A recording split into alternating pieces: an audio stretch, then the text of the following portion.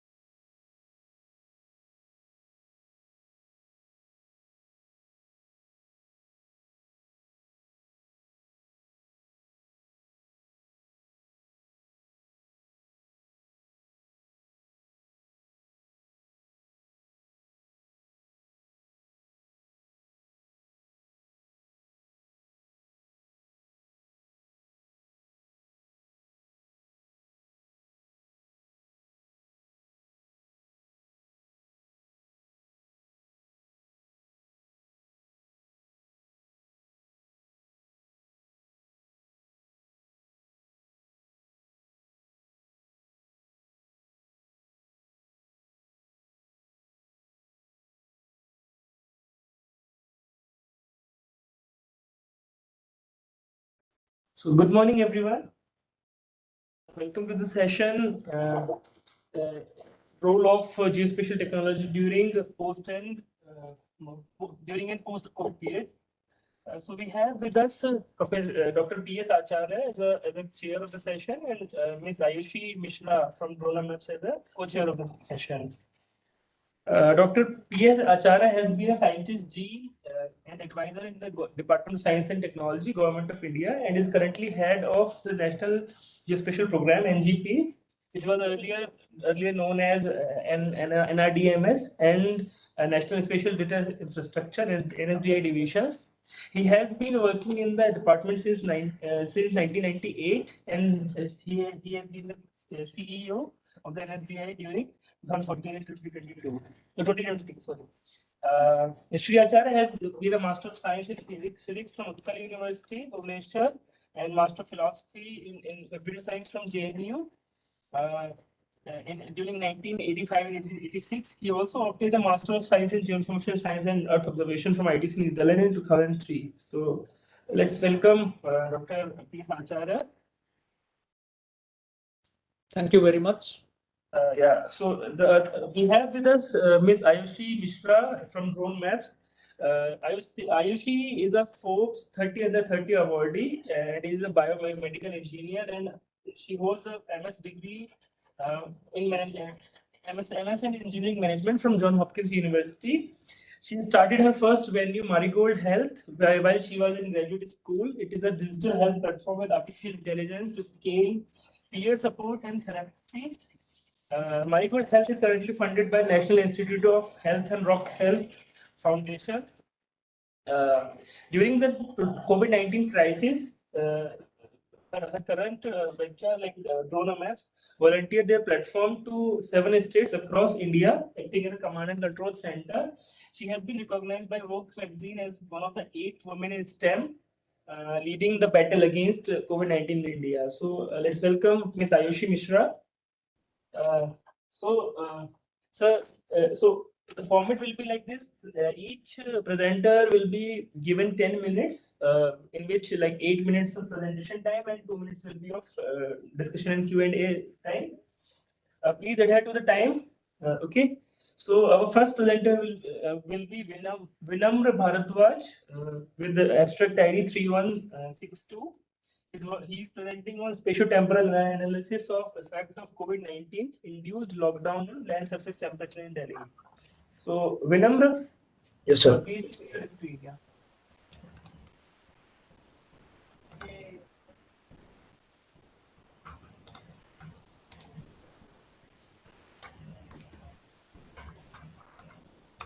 Sir, is it visible?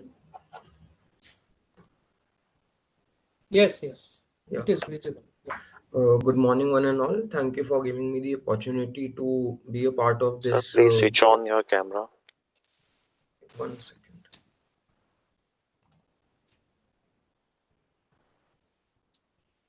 Is this fine? Yes, now you are visible. Okay. So I'm going to talk about the effect of the induced lockdown because of COVID-19 on LST in Delhi, and this will be a spatio-temporal analysis within the city. So, firstly, about the background. Delhi, as we know, is an urban area and is facing rapid urbanization in all directions. It leads to two kind of things. One is that it is leading to higher population, and it is leading to lesser amount of. It is leading to growing horizontal growth. That is increasing on anthropogenic activities and increase surface service areas, which are having the fall the um uh, which leads to things like GHS emissions, decrease in evapotranspiration, etc., which in turn leads to rise in land surface temperature. But because of lockdown, the same things reduced, and therefore there might be a possibility that land surface temperature might be decreasing in these particular areas because of an induced lockdown. The study area, we all know Delhi very well. This is the national capital area of Delhi, which is having approximately 1.9 crore population as of census 2011, and an annual growth rate of 3.2 percentage. The air temperature normally varies from 47 degrees in as a high, and the low goes till minus 6.6. This is the basic methodology of how I have reached my LSTs for daytime and nighttime. Along with that, how I have tried to find out the thermal comfort index, which is basically telling if a particular person is having. Did anyone say anything? Okay. Which basically tells how a particular person will be reacting to, or how much comfortable they are in the particular temperature that is existing within the city, and how that has dropped as well because of the COVID, induced COVID due to COVID-19. So, induced lockdown due to COVID-19. So, this is a basic picture of how the daytime LST in March was there in Delhi NCT. This is taken out using Landsat 8 data, using the radiance values. The same thing has it is shown for 2018, 19, and 20. As you can see that the there is a particular drop in all it in temperatures. In a similar manner, in the phase 2 of COVID-19, which was from the last from the second week of April in 2018, how these particular things have again changed. In a similar manner, the nighttime LSTs have been studied using the MODIS land surface temperature data, which are showing a much more uh, drastic impact on how the uh, particular lockdown changed the picture in 2019 when the lockdown was at its prime in May. In a similar manner, the annual means are also visualized for day and night.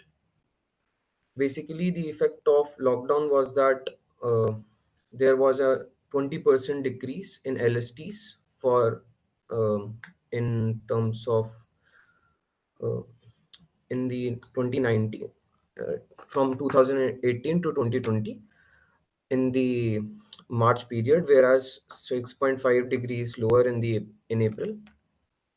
In a similar manner, these particular figures can be visualized. So, yes, some of my slides missing. No. So effect of lockdown was on this particular thing. In a similar manner, district-wise daytime LST variation was also calculated, in which I have tried to find how many in which particular district of Delhi, what is the particular change. And as you can see that in all the districts, the total amount of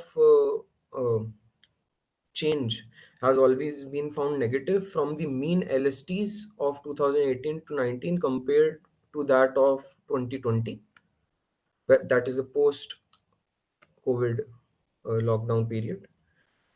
For understanding, as LST is more of a theoretical and an indicative term, but it is highly dependent upon how, but the factor that we are actually going to feel that a particular place is hot is more related to the thermal comfort that is provided by that particular place. So here is that is why I have used an indice, that is the thermal field variance index, which basically tells the thermal comfort that exists uh, due to LST and many other factors. I have considered LST in this particular thing, and the values that will be derived for UTFVI have been classified based on benchmarks for the ecological evaluation based on the ranks, and they have been marked between worst to excellent as the points are decreasing. So this is the basic thermal variance index map. As you can see spatially itself that the score of the particular things are decreasing as they are reaching more towards the gray areas of for the urban parts of for the urban parts of Delhi and city. As you can see that zero is showing the excellent quality of thermal comfort in those particular places. In a similar manner, a district-wise evaluation has also been carried out to find the ecological evaluation. And as you can see that all the wards have either have always gained towards excellent quality of thermal comfort index apart from Delhi Southwest, that stayed on to be in the bad category based on the benchmarks. I have also tried to relate these things with how much the vegetation has grown based on NDVI for these particular periods. Based on that, I came to know that the vegetation has also increased because of decrease in the anthropogenic activities that were existing in the city. Whereas EVI is an index which is a vegetation index, but it does not particularly tell only about vegetation, it tells about dense vegetation and how it has grown. It can be seen that dense vegetation has grown even more because of many things that might have happened. For example, the maintenance of the denser bushes in the in city might not be taken, might not be happening because of lack of manpower at that particular point of time and other such characteristics. So this is the basic thing that because of lockdown, many good impacts on environment were seen, and it was also seen that they are actually helping out Delhi in becoming much more green in both terms of its landscaping and its dense vegetation. And these particular things, when studied in a detailed manner for like a worldwide study, they can be they can be modeled it into a thing through which they can actually create when to like have an induced lockdown, even if not because of COVID-19. For example, nowadays we are having induced lockdowns because we are facing too much of pollution in the city. In a similar manner, how it can be either forecasted or how it should be modeled so that the city itself is self-sustainable, and if it is done on a very micro level of study, for example on districts of Delhi or wards of Delhi, then not the entire city will be shut at a particular point of time, but it will be actually happening in just like the odd even car type of method, where some of the wards are open at that particular point of time because they are facing better quality of thermal comfort or pollution indices, but the other wards might not be. So that will be a great thing for economy as well as for the social benefit of the society. Thanks. Thank you. And now, one thing is not very clear. We can now allow questions. Any Yes, question from the participants? Any participant present? Okay. When the questioning is coming up, I would like to only understand. In fact, you are relating the heating of the city with yes, sir. lockdown. With Yes, sir. lockdown. Thus, like lockdown means what? Lockdown means less of vehicles, Yes, sir. less of Lesser of vehicle. people's movement. But Yes, but sir. how those are contributing to heating of the city? Because there is always the component of the sunlight hitting the city. So they, But yeah, then I mean, how are you going to explain that because of lockdown there is less heat? So basically, because of the lack of people out with, for example, their vehicles, the total amount of GHG emission that has happened has decreased. Because of that, the total amount of the upwelling and downwelling, the radiation, the natural thing that we used to face before COVID-19 lockdown, that has actually changed, and lesser amount of greenhouse gas effects stay now. For apart from that, because for example, the construction process or the urbanization process has it was not going at the pace that it was going before. So because of that, the evapotranspiration has also increased. Apart from that, as I told, that the NDVI, that is the landscaping, and EVI, that is the dense forestation within the city, has also increased, which is again empowering more amount of evapotranspiration, which are both characteristics which will be actually cooling the city instead of heating, which was going on before. Well, you are making it a function or a characteristic Yes, sir. in that sense. But in fact, that characteristic has to be understood. construction activity. Construction activity is a function of heat, or heat is a function of construction Okay. activity. Entropy is different, disorderliness, but heat itself, how can it be out of construction activity? Movement of people, movement of goods, those are what you are presuming is those are contributing to heating. That's your underlying assumption. Uh, Yes, sir. So then that has only, been actually derived from many papers that the more amount of anthropogenic activities, movement of people is actually a factor that is highly positively correlated with the pollution and land surface temperatures of any city. okay. Thank Yeah. you. This your time is up for Yes. questioning, or it's only up for presentation. I could not look at the watch or the clock.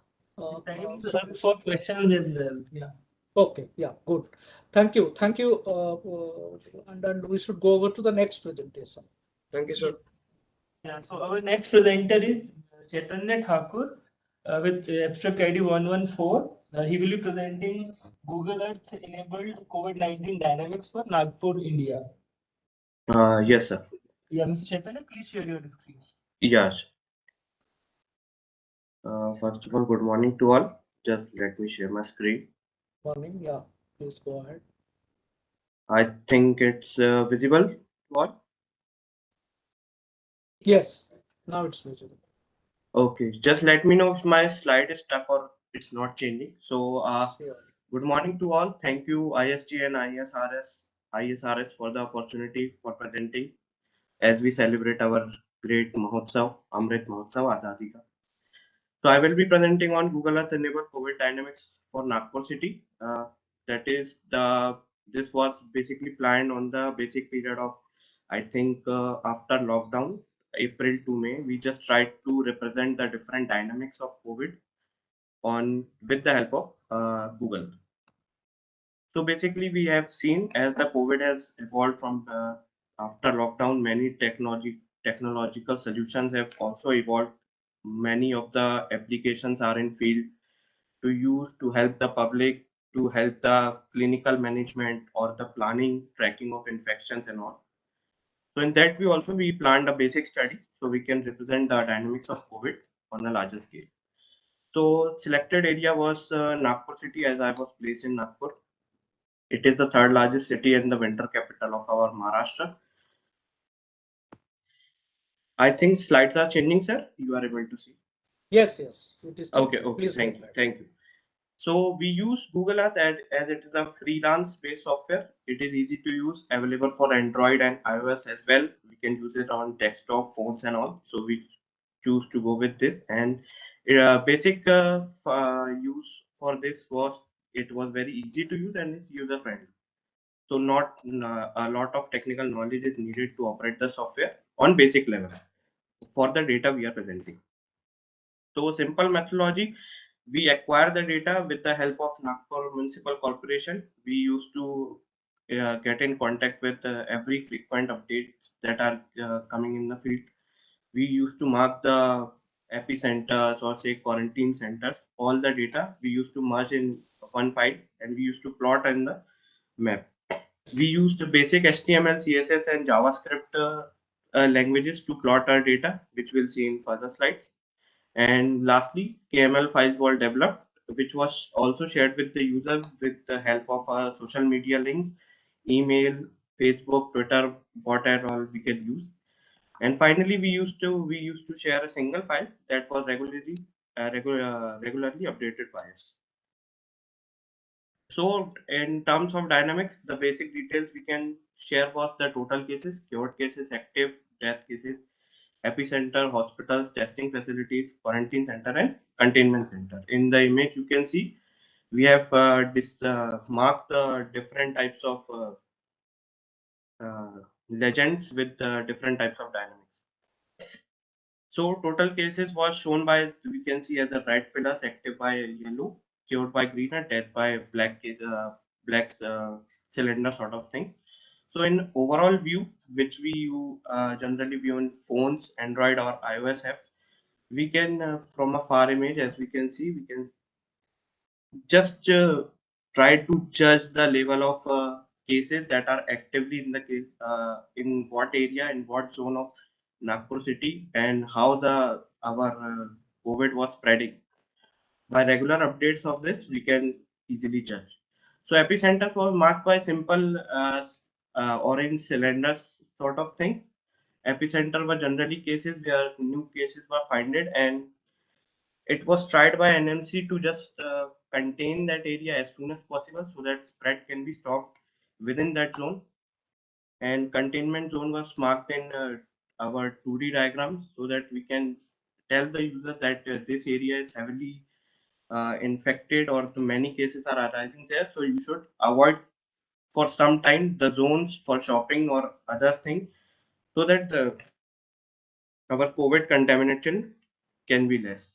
Lastly, our quarantine center, the people who were infected were sent to quarantine center. So there were a lot of quarantine center, but there was not a central depository for NMC. So we just helped them to create a central repository, and with also we marked on map the what is the capacity of the quarantine center, how many patients are there, who you can contact for the admitting in that quarantine center, etc. Finally, testing facilities were also available for COVID cases. People were, because that time people were really haywire that where to go, where to find. So we just tried to help with a basic facility. Hospitals were also marked, also hospital details like contact number, what type of beds are available, how many patients they can intake, and it is a COVID dedicated hospital or not. It was all marked in the map. The most efficient feature, I think, was the user location. That if you are anywhere within Nagpur, just tap on your app, just go to your location and see that you can find nearby. If you want to find a testing facility, if you want to find a hospital, you can just look in the map, geo tag it, and just drive simply there. So lastly, basically, what we tried is to help people on the very basic, but I know that Google Earth is not apply, not many people can use it or what, but it was just a simple freeware software. So we tried to distribute the information among peoples as far as we can with the use of social media and our simple Google Earth also. So basic find was that if we regular just the data, we can find the spread pattern in the city, how the COVID was spreading, and we tried to update it so that the user input can be also considered. But at that time, we was not available to. So on a small scale, if we further plan this activity or further take things to development, we can in future suggest that how your travel routes can be identified if it is implemented on a large scale. So how the travel routes can be modified by AI so that you can avoid some areas, just change your route. If the area is infected with something, you can choose another route, etc. So that the COVID contamination can be contained in a small area. So it was just a basic study. Thank you. Thank you, Dr. Thakre. You are a scientist in NIRI, I understand.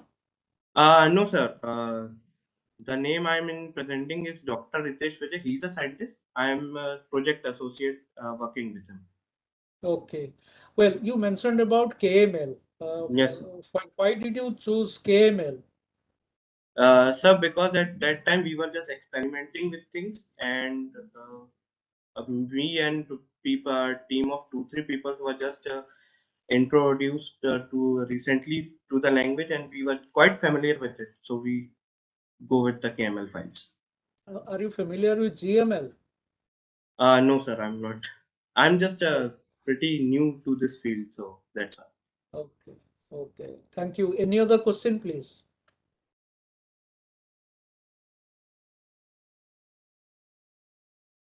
In the absence of any other question, Yeah, we so thank you for your participation. Yeah. Yes, please. so Chaitanya, did you was your study provided to state administration for this particular COVID management also? Yes, sir. We provided the whole whatever we developed to Nagpur Municipal Corporation. They also uploaded in their website so that other people can also keep a track of things. Okay. Thank you. Okay, Thank you. thank you, sir. Thank Thank you, you, Dr. sir. Thackeray. Thank you. Yeah, we now move on to the next presentation. Yes. So our next presentation will be by Ms. Baljeet Kaur with abstract ID 133. She will be presenting on architecture of metadata harvesting standards. Mrs. Kaur, Yeah. may please upload your presentation. But Ms. Baljeet, please share your screen. Thank you.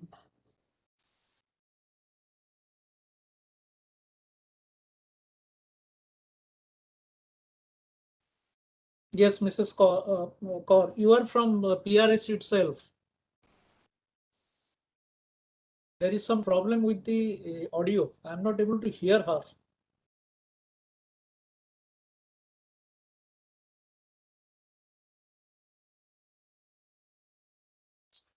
Baljeet, your audio is not like you are not audible.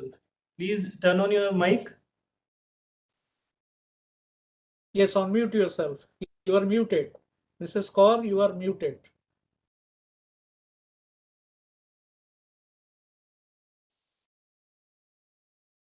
Good morning, sir. Am I audible Yes, now? yes, now you are audible. Good morning. Please go ahead. Please switch on your camera.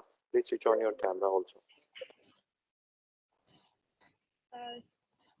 Shall I start with my presentation? You please switch on your camera and then start your presentation. We are not able to see you. Sir, actually my system camera is not working. Okay, then you please go ahead. Okay, sorry for the inconvenience. Good morning, sir. I am Baljeet Kaur. I am working here as a research fellow in PRSC. And the topic for the discussion that I have chosen today is architecture of the metadata harvesting standard. Architecture of the metadata harvesting standards. We are working here on the project Punjab State Spatial Data Infrastructure, and under that project we are dealing with the metadata harvesting standards. For our spatial data, we are trying to prepare the metadata, and that has to be registered on the NDR portal. So let me start by introducing what is metadata. Metadata means who, how, when, where, and what. Metadata in simple language means data about data. It keeps the record documents key information about the data. Means who is creating the data, who manages the data, what is the study area where that data can be assessed, and why that data is being used. All the question marks are being answered with the help of our metadata. The main objective of the creation of the metadata is that it enables the user to query the data based on their usage. Metadata can be used to find your own data. It can also be used to discover data produced by others if metadata is published and made available for the search. Standards are being followed to maintain a consistent and quality metadata. Then metadata, what it does, it helps us. Metadata helps us to enable our search for data management system in GIS and DBS. And metadata also enable us to use it for the data distribution system in data catalog, data servers, and web mapping applications. Now, metadata is being supported by the NSDI. NSDI stands for the National Space Data Infrastructure, in which we could use, assess, and share our metadata. We could go for the download and request, publish, present, and communicate, and also visualize and explore our data, services, and applications. Metadata provides the information that is being needed by the Geo platform to connect users with available data, service, and applications. There are generally four types of metadata standards, namely ISO metadata standard, FGDC metadata standard, Dublin Core metadata initiative, and Inspire metadata standard. For our technique that we have followed to create, or our initiative to create the metadata standard for SSDI, we choose over the Geo network. since we are working with the open source only, GeoNetwork is also an open source platform for the metadata creation. GeoNetwork is also an open source platform for the metadata creation, and it is one of the screenshots that we have been using. In this, it provides us the metadata and the templates with its few configurations like ISO metadata, doubling core metadata, and geographic information metadata. Then we have tried to create the metadata for the district boundary of the Punjab under the standards ISO 19139/119.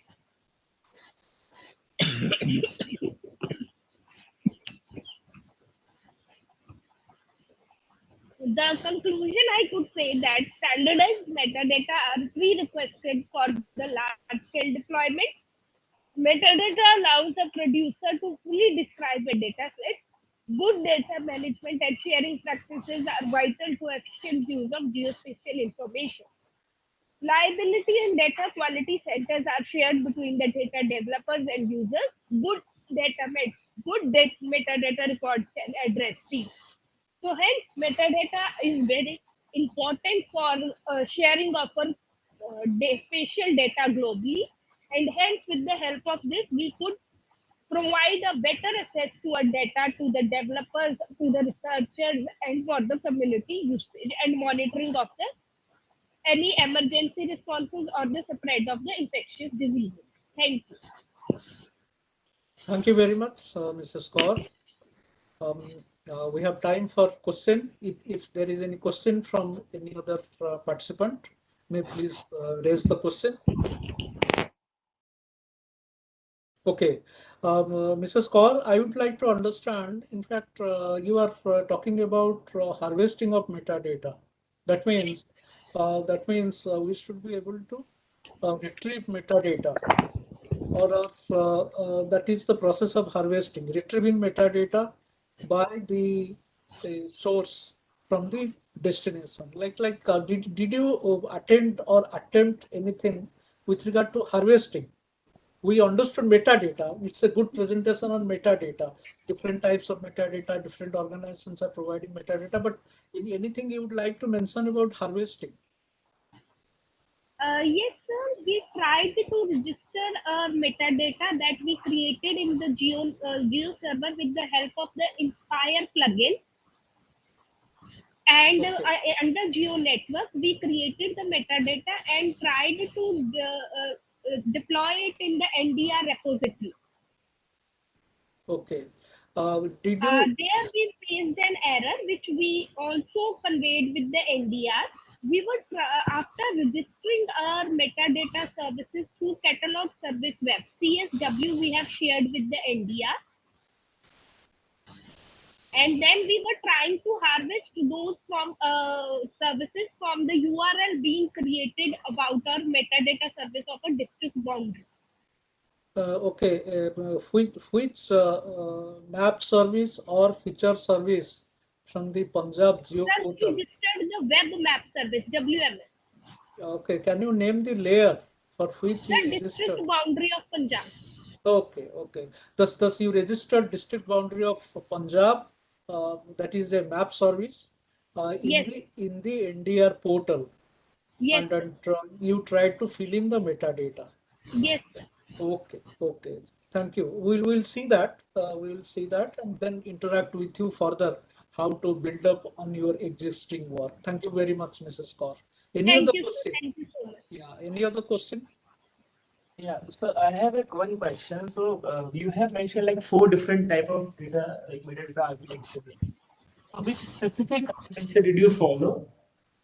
Sir, we followed the ISO 19139 metadata standard. Okay. See, that is ISO 19139. That is, I think, referring to service metadata encoding. Okay. Are you familiar with ISO 19115? You just No, sir, I am just working over it, following. I am just trying to know about the concept of this, and one by one, we have been working to create the metadata according to the standards and following the protocol. Firstly, we have started with IS 19139. I'll definitely work on it and will come with something good about that. Okay, we'll discuss in detail later. Sure, sir. Sure. Yeah, thank you, thank you. Thank you. I think now we go over to the next presentation. If there is no other question on this particular presentation. Yes. So our next presenter is BK Handy. He will present in on abstract ID 626 on abstract of applications of UAV remote sensing for hill agriculture, case studies in the northeastern region of India. So BK Handy. Yeah, good morning, sir. I think I am audible, sir. Yes, you are audible. Now you can upload your presentation. Yeah, you are audible. Please, you are audible. Yes. Yes.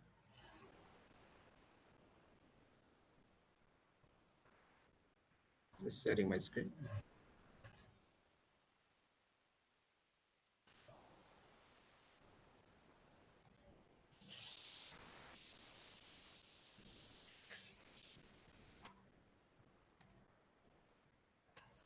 My screen is visible, sir.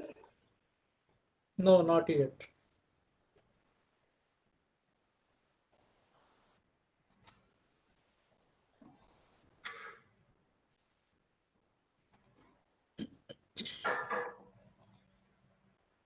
Yes, now it is visible. You take it to the presentation mode. Fine, sir. It is fine, sir. Yeah, please go ahead. Yes, sir. Good morning to session chair and the co-chair and all the participants and the presenters. Sir, I would like to present some of the work related to application of UAV remote sensing that are basically relevant for hill agriculture. So I was not very sure like how relevant this topic to this session particularly, but since the organizers has put in this session, so I would like to present here. Sir, just to introduce, because as all of us we know, the UAV remote sensing, one-man aerial vehicle-based remote sensing, has come and open up the new opportunities in the agriculture sector. Not only agriculture, but many sectors. Particularly, agriculture sector is one of these major sectors which is taking rich benefit of this UAV remote sensing. And we are from Northeastern Space Application Center, having a state-of-the-art UAV lab, and we are undertaking a number of different studies with UAV remote sensing. And because of this nature representation, I have taken only few case studies, 3 selected case studies, just to show the potential of UAV remote sensing in the diverse agricultural applications, sir. So as we know, the advantage, of course, it is like particularly when we are dealing with the fragmented small land handling, and particularly in hilly terrains. So there, it is coming very handy, and then it is actually complementing the satellite remote sensing. And many of the time we have found that it is cost effective, and many we can overcome the problem of cloud cover and many other such limitation of satellite remote sensing. So in this paper, we presented only selected 3 applications taken from the northeastern region of our countries.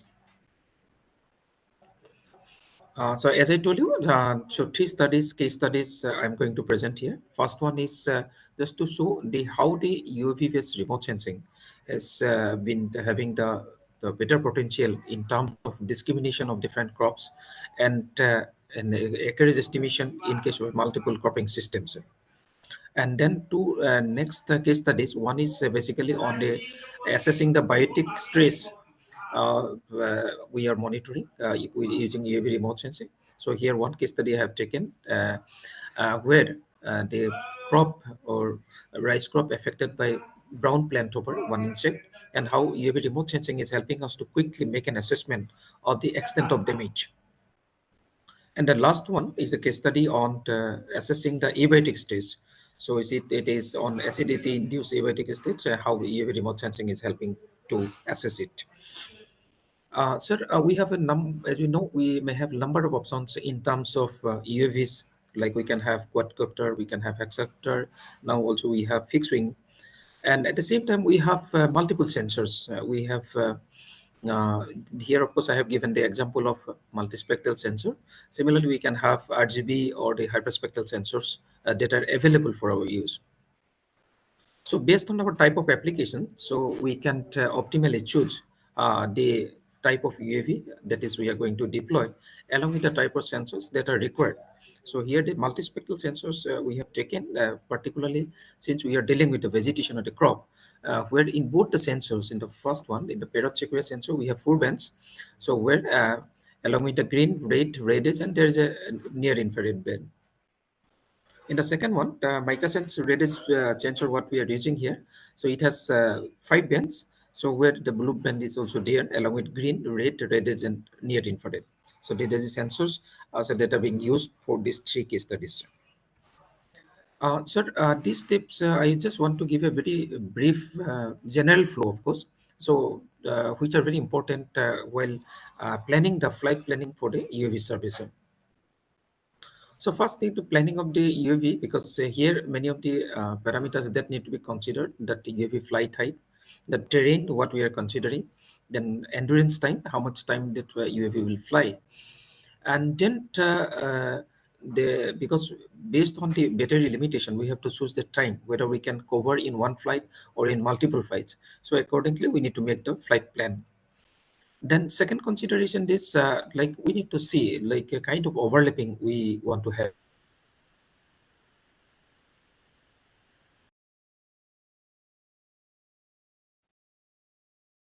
Yeah, we can have the option of both way, like sideways or the front edge overlapping. Normally, we keep a higher overlap so that we can generate more 3D cloud points, which will help us in generating the 3D models. So that is why we normally keep a like a 60% front overlap and 70% or 80% side overlap. That is what we do so that to get more tri point to generate the 3D. And then to once we decide the flight, then that will decide the what is the GSD. Normally, in case of satellite, we call the spatial resolution. Here, in case of UAV, that will be defined in terms of ground sampling distance or GSD. And suppose here in these 3 studies, normally we kept the flight height from 80 meter to 100 meter. So where we get GSD around 5 centimeter to 8 centimeter. That is the range we kept, seeing the type of application. Then once we have these type ones and we create the 3D mass, and then that will help us to generate the automogic, and then based on the automogic, and we can take it for a generation of different product in terms of DEM, or to generate different indices so that are applicable for different type of applications. So here I'm going to present a first case study where we have used this UAV and with this um, period security sensor, and then here we try to use different indices. So and then try to find out which are the combination of band, so that will be best options to discriminate different crops, particularly the horticultural crops we have season, because of the type of variation in the field where the crops are grown in between the bamboo plantations. So this is a kind of typical scenario in northeastern region. So we try to find out how accurately now we can discriminate the crop areas, the selected crops from the other land use, near neighboring land use classes. And then we have used 3, of course I am presenting here 3 indices normally used, and this normalized difference vegetation index, normalized difference radius index, and green NDVI. So that is another index we try to see then how best it performs. And then comparing these 3 indices, we found that like NDVI and GNDVI, we could not get much advantage of using GNDVI, but this Reddit NDVI, Reddit has really improved the discrimination among the crops, the select.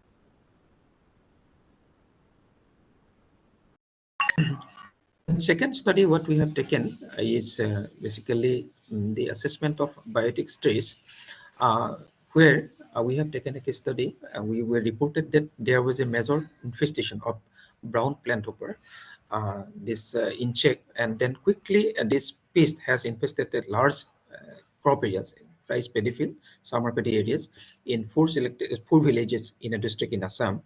And then the government of Assam requested that quickly can we make an assessment the extent of damage so that timely intervention measures can be taken up in that areas. So quickly we deployed the UAV and then they make the surveys, and then we brought out a result uh, where we have observed that the effect of the where there is a maximum infestation due to the plant hopper, we categorize in that in a completely affected area where we will not expect any yield to come because it is completely damaged. And then symptoms what we call the hopper brown means that area completely get burned due to the infestation. And then some of the area, so that we thought that if it is less than 50% infestation, so that we put in the partially affected area, so that if we can contain at least some protection we can expect in this field. And also we related the corresponding those farmers who is belonging who is having these plots. And then we have given that who are the farmers is how much area got affected due to pest infestation, so that if the government want to make some compensation, so based on this quantitative analysis they can be compensated. And here, one example I'm bringing here, where this UAV were deployed for the by abiotic stress. So many of the time, what we see, because crop may be stressed due to water stress, maybe due to different nutrients. So here we have introduced, or we induced different stress, like stress due to nitrogen or stress due to potassium. So fertility induced stress was introduced, and then we try to see how the stress scope can be distinguished from the UAV borne sensors. And we try to relate different indices. And also, when we from these indices, we also adopted different classification algorithm so that automatically these stress scopes can be identified. And once we develop this model in a control plot, so that can be interpolated or it can be taken on an operational basis for a large crop areas. So this is one example. We have induced different type of stress and then brought out like different combinations to see like which of the best combination or indices will be good for discriminating what kind of abiotic stress, and then trying to adopt different classification algorithm to do the automatic classification of the stress scopes. So here, just for example, I have given the type of stress we created like N, nitrogen and phosphorus condition, and then type of classification algorithm. So here only three example I have given: SBM, RF, and NN. So where we observe that in this case where we induced nitrogen and phosphorus stress, so the RF random forest classification exhibited the best discrimination among other indices. So this is what we observed. So Uh, these are the three case study. Yes. yeah, Dr. Hendrik, thank you very much. I think you are concluding. Yeah, yes, I think this is a Yes. study. And Yeah. just conclusion. So, sir, we presented only few potential application, and then the results from our works indicate that such approach can aid in improving detailed assessment and monitoring of crops in much effective way, complementing the satellite remote sensing, sir. Thank you so much, sir. Thank you. Thank you. Any question, please? Good morning, Dr. Acharya. If you allow me, can I have one or two questions? Sure, sure. Uh, Please, Dr. Patel Hardik, a sir. very good Good morning. work. I really appreciable, and thank for these things.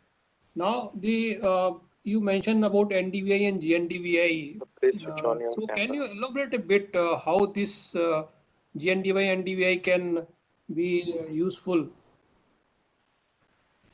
Sir, in terms of crop discrimination, Yes. yeah, so basically what happens, or like you will know, so this the biophysical property of the crop is related to the spectral profile, or spectral profile of the crop related to the sensors on board, the different sensors we put in the UAVs. So there's a biophysical relationship. Like normally, what happen if it is a very good vegetation, for example, sir. So we expect always to be NDVI value to be on a higher side, and where we even introduce green NDVI, suppose G NDVI. So there even we have taken more weightage to the green venture. So we are expecting once the greenness of the crop is more, so definitely that will indicate higher value of G NDVI even more than the normal NDVI or NDVI, sir. So that is where we can establish the relationship, and then we can relate the spectral profile of the crop versus the sensor bands, what is available in the UAV. And based on that, we can identify or discriminate different crop conditions or different crop types, sir. And what is the resolution of the UAV image which you are getting for this kind of studies? Yeah, sir, that is what I told, sir, because that depends UAV at what height we have flown the UAV, sir. So at suppose because it is depends on the eye of UAV, and normally in case of the UAV we don't call as a special resolution, but we call as a GSD, ground sample distance. And it is equivalent, we can consider the equivalent of special resolution. So here, like if you put the sensor at a height of around 80 meter, so there we are getting around 6 centimeter GSD or special resolution, sir. That is the kind of resolution we can have with UAV, sir. Thank And you. the problem of this BPH, which you have mentioned, because this is a very common Yes, sir. problem in various plant-borne crops in various parts of the country. So can Correct, sir. this can be replicated in other parts of the country also? Yeah, definitely, sir. We have developed the methodology, and then this result will also publish, sir. So we'll be happy to share this methodology, sir. We can share with you, sir. Yeah, that is what my request is, that ANISAC should take lead and Yes, work sir. on the capacity development on this particular front. I request Dr. Yes, Acharya sir. also to help us to develop, because as yesterday when Prime Minister has emphasized of organic agriculture or natural agriculture, pesticide free, because if these kind of diseases are there, so I think we Yes. should have one kind of NSDI for the agriculture only, where such crop, because most of the areas which are saturated in mono crop pattern, I think any seg work will help a lot to the country. The kind of work they have done, so we can roll out some sort of a program with the help of DST and SDI, and Dr. Acharya is there under your leadership. I think we can identify few centers in the country where such kind of capital development can be developed, and this will help the what vision government is now looking forward from the peoples from the remote sensing and geospatial domain. Thank you very Thank, much for giving me this opportunity, Dr. Acharya. yeah, thank you, Thank Dr. you, Hardik. Pateria, Dr. Sir, Pateria, for your participation and bringing out certain novelty elements which could be replicated countrywide. In fact, what has been done, Dr. Handik has brought out a technique or algorithm for Yes. serving a particular piece of information relevant to agriculture domain. But Yes. now capacity building, as you pointed out, is an important requirement. Then only people understand the importance of the technique. And the yes, third item that is required is, as you rightly mentioned, in fact, this has to be now translated to the field application. Now, what has been Correct. done is the lab-based yes, output available, but Yes, sir. taking it to the field, sharing the result, sharing the information with the stakeholders. I think here Dr. Handik made a reference to users. I think a district collector or the concerned department Yes, sir. raised some requirement. That's why Yes. it's important to have that translational component of taking the outputs to the field by sharing of the results. Thus, Dr. Pateria's point that the data infrastructure concept comes handy in that context, and we should think of sharing the information. How to share that information, share that particular output which you have prepared for larger areas using UAVs should be the next area of research. Thus, this could be a possible recommendation out of this session for the event altogether. Thank you, sir. Thank you, Dr. sir, Patel. I think if you can work out some cluster kind of thing with specialized people in this area, so that cluster will work. And like we do a pilot for the thing, so where ANISAC can take a lead for capital development, and we can choose one from the north, means from the northeastern, from the eastern like Odisha and West Bengal area. Yes.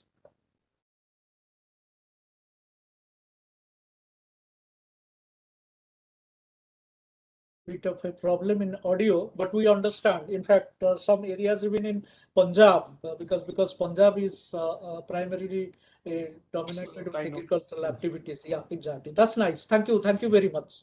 Now Thanks a we'll lot. move out to the next presentation. We Yeah. have got less time. three more presentations to go. Thank you, Dr. Henrik, for this nice presentation. So our next presenter will be Miss Ayushi Mishra. She is also co-chairing the session, and she will be presenting abstract 625 on implementing geospatial data backed command centers to attain COVID-19 spread analysis at district level in the state of Punjab. So, Ms. Ayushi, please share your screen. Hello everyone, just trying to figure out sharing my screen like on a slightly slightly spotty internet. My apologies for that.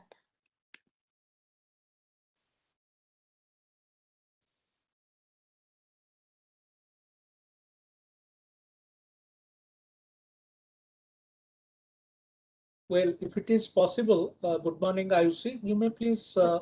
go ahead with your pending your internet connection. You can go ahead with your introduction part of the slides. Sure, sir. Yes, now it is getting connected. Yes, it's visible. Yeah, Yeah. please go ahead. Yeah, thank you and welcome. Please go ahead. Thank you, sir. So basically, we are Drona Maps. We are a platform to create 3D geospatial data, and we usually act as a command and control center solution. I believe the screen is for some weird reason not like working. Okay, I'm just going to use this. I have my teammate Rahul here as well who has joined. Rahul, you can also like chip in whenever you have a moment. So just to give you a brief overview, Drona Maps basically acts as a command and control center solution with a 3D drone maps backbone. So in case of Punjab, we have actually deployed multiple structures across the entire state, like in the last 1.5 year. One of the primary deployments is COVID-19. The second deployment that we have is property taxes. For this paper today, we're going to primarily talk about COVID-19 and reaching village level data and that level of granularity within the entire application for PMIDC Punjab. From an application standpoint, this has two-way data flow and modality. Like there are data influxes coming from WhatsApp, there are data influxes coming from like different applications and mobile portals. At the end, you have analytics that are based on dynamics, like transmission dynamics are not doubling time. And then you also have like a GIS web portal that allows you to make change to view these locality based data and creates a report based off of that. This is the overall structure. Rahul, if you want to take screen sharing over from me, it might be easier for you to actually show the COVID-19 deployment and dashboards. Good morning, everyone. I am Rahul Kumar from Drona Maps. So I will be like share my screen and I will show what all the deployments that we have done so far and what all the application we have developed so far for COVID-19. I'm sharing my screen. Just allow me one moment. So in the meanwhile, basically, like to give you an overview, this entire deployment was designed so that each locality with any infected case can be identified, can be declared as a containment area, can have updated bed information, updated oxygen or infrastructure information. This is also integrated with Itihas portal, which is actually created by IIT Madras, and the data that comes from there, which is mobility data for COVID positive hours. This also like optimizes and tells how many COVID positive people are connected with a particular cell phone tower for how long, and based on that, the analysis on like which areas need focus is or are emerging hotspots is done. There are two main dashboards. Rahul, just play the video once just to give a brief overview. Remove the audio from it.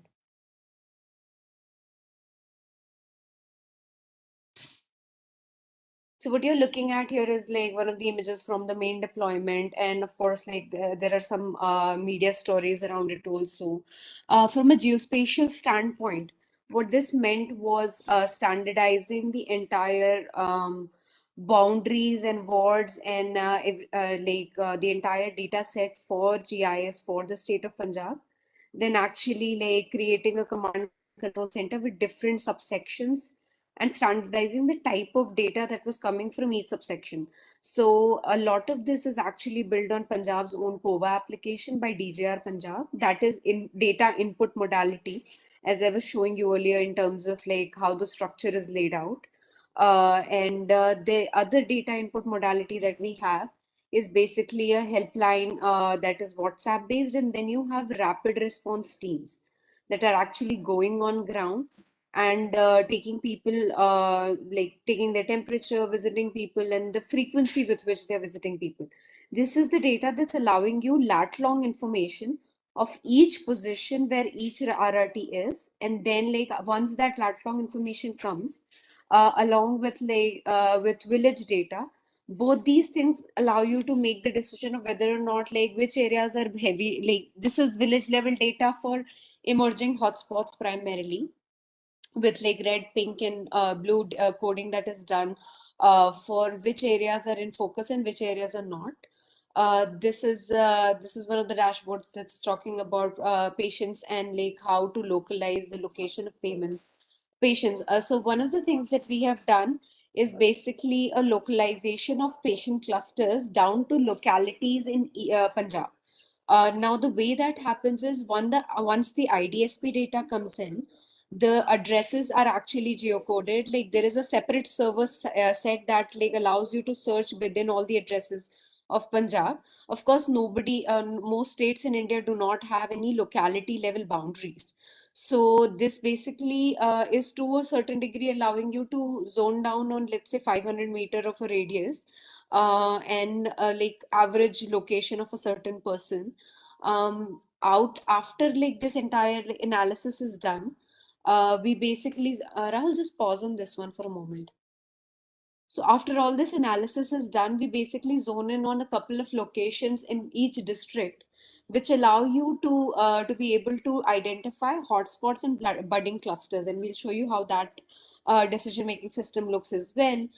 In terms of bed, again, the data input modality is mobile applications and platforms given to each hospital unto itself. And as you can see, you have totals of what kind of beds available, how many of them, and each localized to each hospital. The location of the hospital is also there. So like, let's say if somebody calls the command and control center, the data analytics are optimized in such a way that you'll be able to identify which hospitals are immediately available in that particular area, what is the general infrastructure status, and based on those metrics, you can also take decisions of the future. One of the components that are there in the entire deployment is a strategy simulator that also allows you to, Rahul, you can keep going on. That also allows you to test the test strategies in terms of what does a 2-day lockdown do, what does a 3-day lockdown do, what happens if we at the current are not in doubling time in a particular area implement an entire like 2-week lockdown. The way we do it is we use a slightly like a slight variation of the SIR analysis, which basically accounts for spatial data and accounts for the localized cases. This data is coming from a GIS standpoint, and then you have like purely epidemiological analysis that is going into it, zoning into particular areas. And one of the things that we managed to do through the entire deployment was actually making it fairly dynamic. So as problems arose, for example, mucormycosis, any of these like newer issues, it was only a matter of, as we were getting fairly refined data, it was only a matter of actually like sifting through that data and creating like separate dashboards for each one of them. This is basically the helplines that are acting as a sort of sensor, like acts to the actual demands of people. So what do people actually need? Like what are the vaccines or oxygen? What are the major demands that are on the ground, or fateh kits for that matter? And some of these metrics, as you're seeing, like from the walkthrough, are were there and present. One of the key indicators here in most deployments through the entire thing is actually the bifurcation or the knowledge that data would vary through urban and rural areas as well. So this identification and our localization methodology of data input also actually varies with that. The reason that happens is because From rural areas, the most reliable way to get data entry is through mobile applications or WhatsApp groups or WhatsApp chats. And the other side of it, which is like urban areas, you still have a lot of boundaries, you still have a lot of data input modalities and refined data, which can be used to localize the information. In village level data, you're looking at like being able to identify particular villages along with the boundaries and like forecasting the hotspots, like as you had seen earlier. And like in urban data, you're looking at least being able to identify boundaries and at least being able to identify like particular localities. Rahul, just open the patient dashboard once. I think we can move out of this.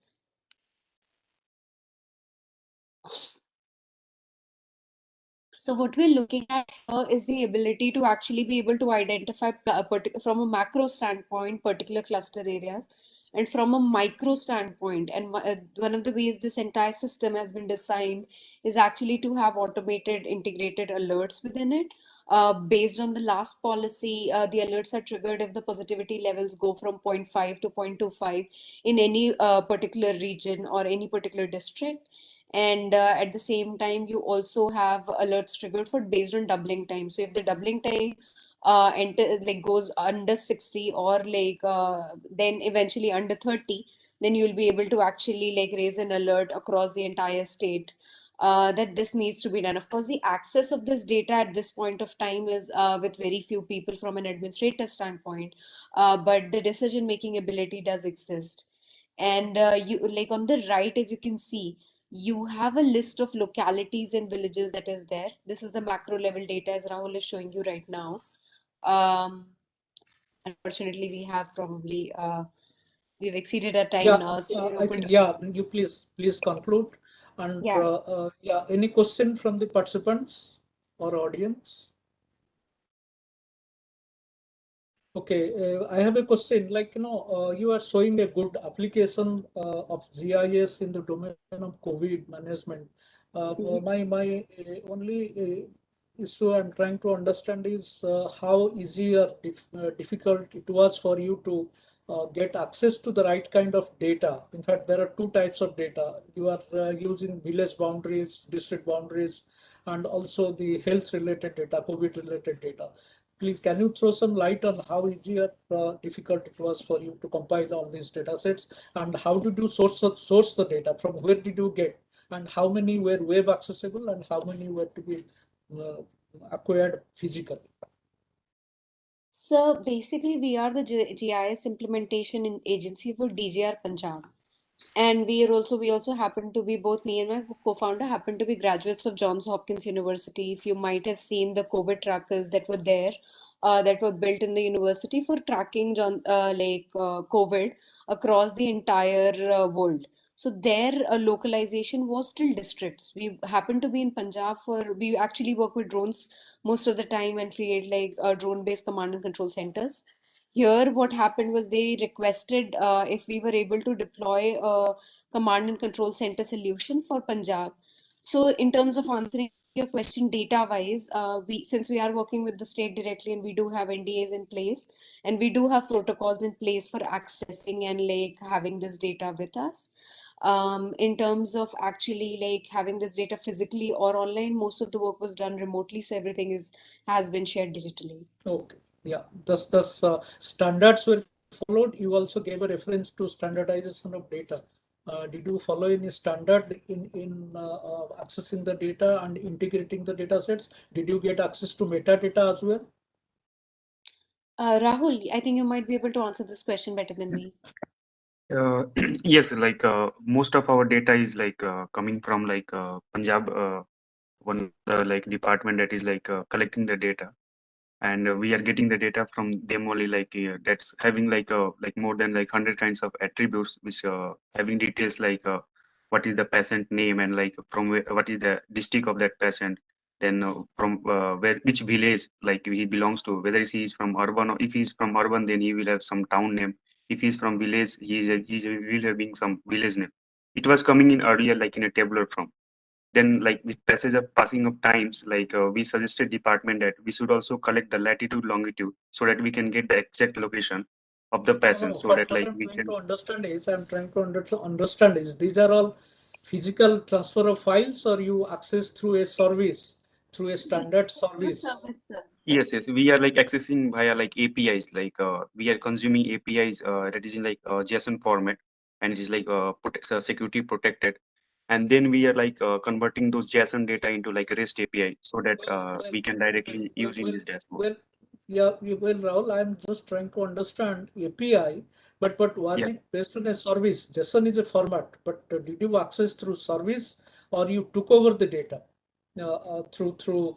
Okay, API means you downloaded the data, or no, no, did you use? Huh, yes. it is like live API, sir. The data was like pushing from the different like nodal officer from different districts and like sub districts area, and those APIs were live, and we like as I mentioned, it was like normal JSON format API. So we have to like Okay, if we are having okay, like Geo event server also, that is converting those JSON API into GeoJSON, and like then we are like adding to our Geo database, that is enterprise Geo database, and from those Geo database it is like serving in this portal. It is live. Matlab, most of the data were live, but few of them were not live. That what we are doing, like we are downloading those data, and then we are maintaining the database in a like defined but temporary resolution. okay. Thank you. Any other question? Okay, I think thank you, Arushi and Rahul. Ayushi and Rahul. Please go ahead with the next presentation. Thank you. Thank you. So our next presenter is Dr. Shashikant Patel with abstract ID 113. He will be presenting on semantic web GIS architecture using open source technology.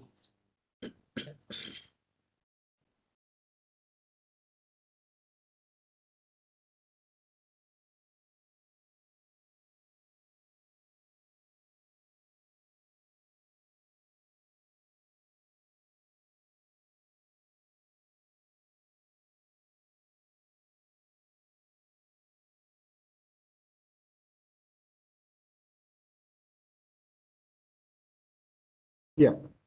Good morning. Good morning, sir. Good morning, everyone. Am I audible? Yeah, good morning. You are audible. Please go ahead, Yeah. and your slides are Yeah. visible as well. Yes, sir. Thank you. Thank you. Sir, actually, semantic web GIS architecture using open source technology, this is the presentation I made. This is actually not work. It's a concept of data uniformity and the standardization of web GIS or GIS dataset, right? So this is practically a part of, some part of it we have achieved, and some part of we are going to achieve it as a part of SSDI and support from the SSDI. So I think yeah. So what is if I say that what is semantic web GIS application and how it has been evolved. So recent development of GIS application have been learned from desktop enterprise GIS to architecture and further forwarded to the cloud architecture. Now geospatial semantic web adds space and time dimension to the semantic web applications. The first generation information system provides the centralized processing.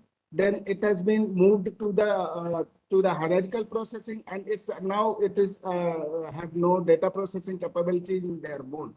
The second generation is moved on the server and the client server architecture, where data files, application, clients, and interact with the server, and that data and outputs are served to the users. Now, the third generation information system, which includes the termed peer-to-peer, enable to each node of distributed set of processor, and we have both client and server that may be still used for some servers. Now, the emerging next generation information system are cooperative, where autonomous, active, heterogeneous components enable to the components collectively to provide solution to the users. So, sir, the concept of semantic web application is that it is a collection of standard technology to realize the web data, especially for spatial data. The facilitation of the creation of fully linked, tagged, and machine-readable web of online data in various forms make use of various technology to formalize the semantic related of these dataset and domains that are useful to the GIS application or the decision-making systems. The semantic web makes primary HTTP URI to enable cross-machine interaction across the website, organizations, and countries, and different types of data sets. So basically, the components of semantic web application is divided in three parts. First is semantic data set, then linked data. Linked data means the different types of data from different places of data and from different sources of data, and semantic automation, the automation of the data set to link, analyze, and distribute, right? So what was the traditional approach? The traditional approach that that has been evolved is centralized to client server architecture. So as we all know that the centralized system and the client server architecture, and this is the peer-to-peer system that was more advanced than the centralized and client server architecture. Now we are talking about the semantic WebGIS architecture, where the dataset has been unified. Spatial layers have been organized semantically, meaningful data, preferably standardized of vocabulary, standardized of the formats, standardization of the description of the data, or we can say the metadata of the data, the simplification of the geometry, and the web and spatial data gaps in that particular semantic web application. So it is the left side, it is showing that the interlinking of the spatial data set, web technology, and semantic web applications or web technology. So this is the hierarchical chart of the semantic web application, where all the technologies have been implemented in the concept, but not in realization up to now, fully realization of the semantic web application. So the geospatial semantic web application using open source, they have provided, the OGC community has provided various software to adopt the semantic web technology at some extent, or means protection level. So this is the RDF, resource description framework, developed by the OGC and some other corporate companies. The principle of linked open data encouraged to set up best practice for the publishing and connecting the structured data on web-linked open source data promotes. We have that SparkQL or GeoSparkQL. Later on, it is named as a GeoSparkQL. It is for the to address the issue on the geospatial data representation and access using the open source community, right? So it provides a common representation of geospatial data described using the resource description framework and the ability to query, filter on the relationship between geospatial data. And the metadata standards provided by NSDI, SSDI, under the SSDI framework. So we are using that in our applications. So foundation and parts of the geospatial GeoSparkQL. GeoSparkQL is that domain feature types. It's a fully ontology. So this is the umbrella of GeoSparkQL, and where the technology of ontology. Ontology means feature and geometry description with the domain and instance applications. Query terms, SparkQL queries, they are giving the topological relationship and some spatial analysis filters, right? So, and the ontology is based on the if it is the structured data set, then we can search, or we can with the data dictionary, we can search the particular data set based on the GeoSpark query, right? So there are web of linked data set. Web of linked data set, that is the linking of the spatial data set resides on the different places or different resources. So that can be linked with some standardized formula, some standards adopted by some agencies or the open source community, right? So in the part of this semantic web application, my previous speaker, Ms. Baljeet Kaur, she has presented that we are using the metadata standards from the OGC community, and it's compiled in the NSDI structure. So the spatial data on the web-based and other standards we are going to follow in our SSDI project. So spatial data on the web-based practices describe how linked data and web principles can be applied to the world of complex spatial data. A web-friendly way of publishing spatial metadata has not been described in full, but at some extent we are using it for the spatial metadata standards from the NSDI and the OGC standards. and some other standards like ISO and others. So semantic web builds on the web for any text using on Unicode, probably UTF-8. We are using that JSON and XML format. URIs can identify anything, not only documents on the web. XML helps with the data exchange, interoperability, and XML language for distinguishing with the namespace of the dataset. So this is I think, sir, this is my review literature for the realization of the standardization for the SSDI architecture. So thank you, sir. These are some references which we Thank you, Dr. thank Patel. you. Thank you, Dr. Patel, for this conceptual presentation. What we would like to see is how did you apply this concept to the case of Punjab geoportal?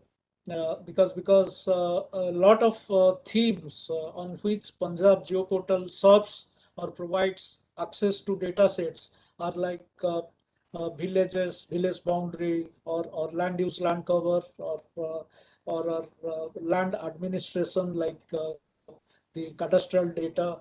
Then there are other data sets, as we saw in case of Drona map, the COVID data. But the difficulty is sometimes there are heterogeneities in the definitions of different kinds of data. Thus, how do we address that? Thus, how do we implement that in the context of Punjab geoportal? That is what we would like to see.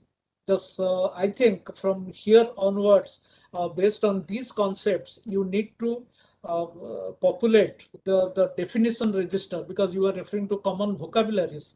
But those common vocabularies are required to be developed for the state of Punjab, and those at the time of, as Mrs. Kaur pointed out, at the time of registering the URLs of different services, there is a need for registering the definitions of different terms used in the Punjab SDI or Punjab geoportal. Sure, That is what we would like to see from onwards, here onwards. Thank sure. you. Thank you, Dr. Patel. Sure. In the absence of time, I'm not permitting other questions at this stage. We would move on to the next presentation.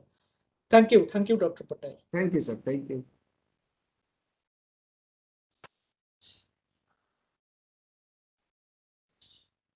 We may request the next presenter.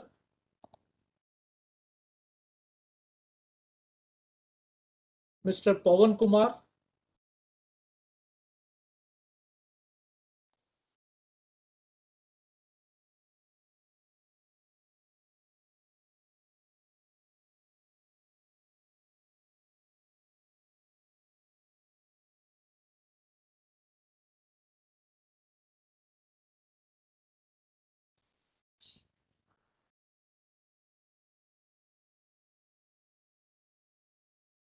Is Mr. Pawan Kumar available? If Mr. Pawan Kumar is not available, should we conclude this session?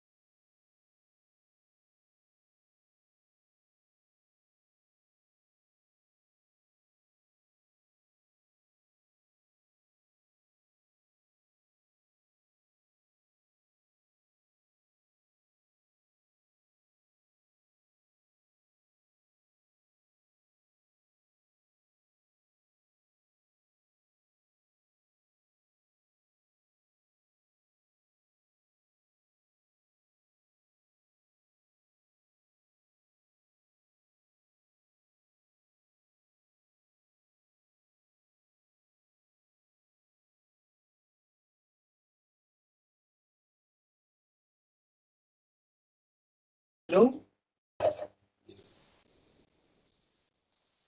Hello. Yeah, Dr. Acharya? Yes. Does Mr. Pawan Kumar is available, or we should conclude the session? He has said that they will not be presenting because they did not get permission from the department. Okay, thus then we can conclude. If there is no other presentation, I think that was the last presentation expected. Yes, sir. So thank you, Dr. Acharya, for your time. So we discussed there were several presentations related to effect of lockdown on LST, thermal field variance index, then how people have created contaminant zones, epicenters, and quarantine centers. Then we discussed about the metadata architecture, geo network, ISO standards. Then we had one very nice presentation from Dr. B.K. Hendik related to UAV for identification of abiotic stresses in crops and crop classification. Then Ms. Ayushi Mishra showed some their portal, what they have done for Punjab government during COVID-19 for command and control center, identification COVID hotspot, data analysis, and then Dr. Shashikant Patel discussed about the semantic web application using open source technology, SPQRL, and OGC standard, etc. So overall, it was very nice session for in my point of view. Thank you for your time. Thank you for asking very nice questions to the participants. Please, we are felicitating, we are thankful for your for your presence here. So please please share. We are sharing one small memento from our side to our co-chair, and then Miss Ayushi Mishra. Please accept our heartfelt thank to your presence here, and then to our chair, Dr. P.S. Acharya. Thank you, sir, for your time. Thank you very much Thank you, for thank being you, present thank you, throughout session. thank you very much. Thank you to the I thank the co-chair, Mrs. Ayushi Mishra, and I thank the moderator, Mr. Sarat Gupta. And I also thank all the speakers who actively participated, and other participants who joined this session and made it a successful one. Thank you very much. Thus we conclude, and goodbye. Thank you. Bye.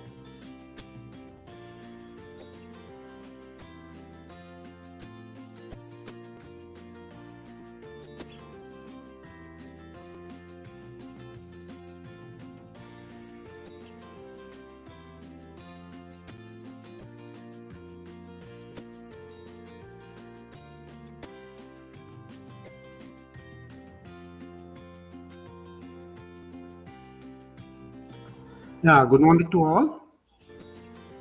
Hello. Am I audible?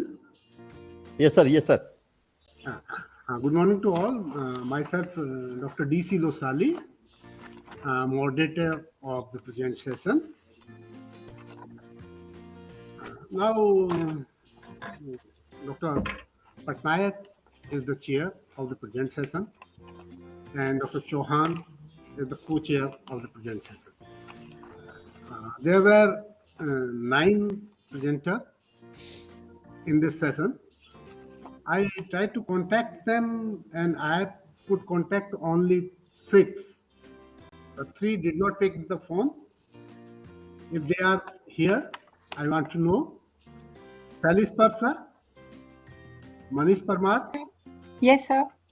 Salis Parsa is here. Yes, sir. Manish Parmar. Manish Parmar. No. I think he has joined. He has joined. Manish Parmar has joined also. Yes, sir. Probably, I'm present. yes, I'm present. yes, he has joined. I'm present, sir. Then Said said Hussain. He is not Hassan. there. He is not He is there. not there.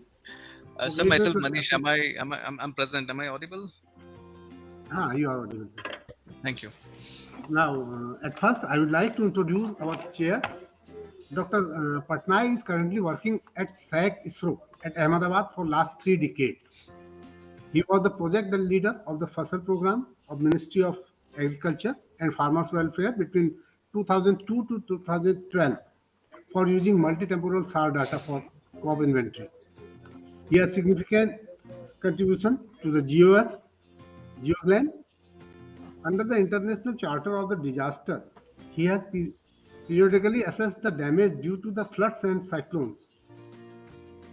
He is the operational director for information and cyclone cybersecurity.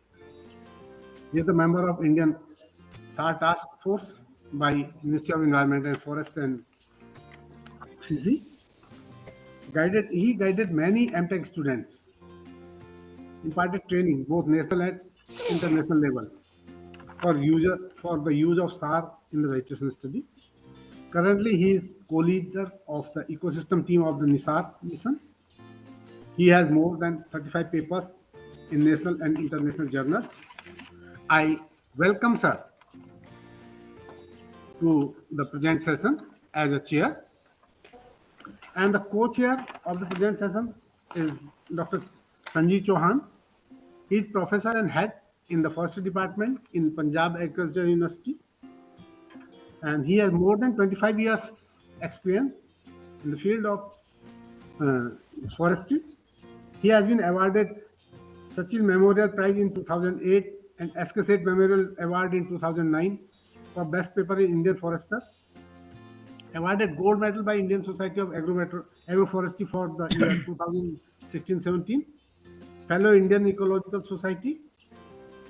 Fakhruddin Ali Ahmad National Award 2019.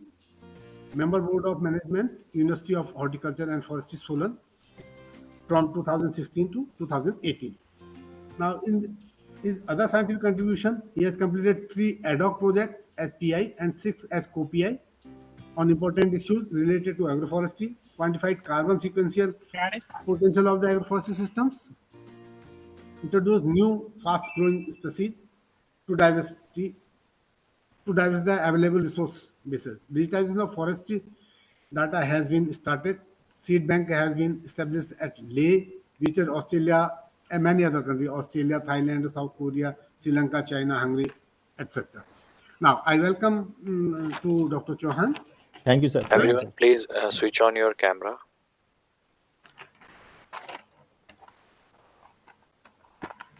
Yes, sir. All B, please switch on your camera. Okay, I have switched on my camera, sir. Now, I welcome to the chair and co-chair to the present session. Now, presently here are the 8 presenters, and as we know, we have a shortage of time. It is earlier 11:30 to 12:45. Then we have 1 hour and 15 minutes. 15 minutes. Then we have to divide it for 9 participants. We have 75 minutes.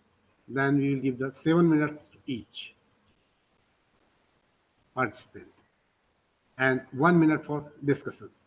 Now, I request with the permission of the chair, may I ask to the candidate to start his presentation? Sir, I'm Ritish from Space Application Center. Yeah. I'm on behalf of Preeti. Mm-hmm. Yeah, I will be presenting on behalf of Preeti. So she. She has told me. She told me that you are presenting. Someone else will present. Actually, she is traveling, I think so. Okay, thank you, sir. Now, Dr. Patnaik sir, may I ask the candidate to start his presentation? Sir, your voice is not. I am not listening. Patnaik sir.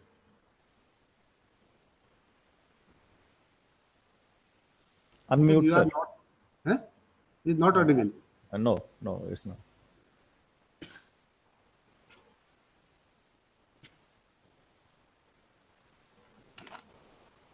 Now, with the permission of the chair, I will request Salis Parsa to start her presentation and finish it within time.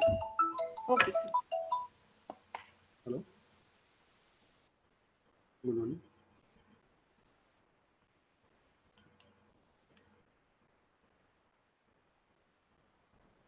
And you off it and join the hall. Okay. You are Saeed.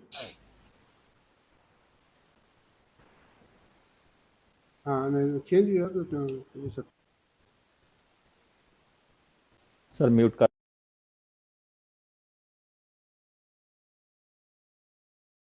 morning, sir. Am I audible? Yes. Can I start? Oh, sure. Yeah. A very good morning to all the dignitaries on the dais and my dear colleagues. I'm Shailis Pasha, a research scholar from Central University of Jharkhand, presenting before you the oral talk on long-term trends of leaf area index and climatic variable during 2000 to 2020 to investigate changes in vegetation pattern in response to climate in northeast regions. As we all know,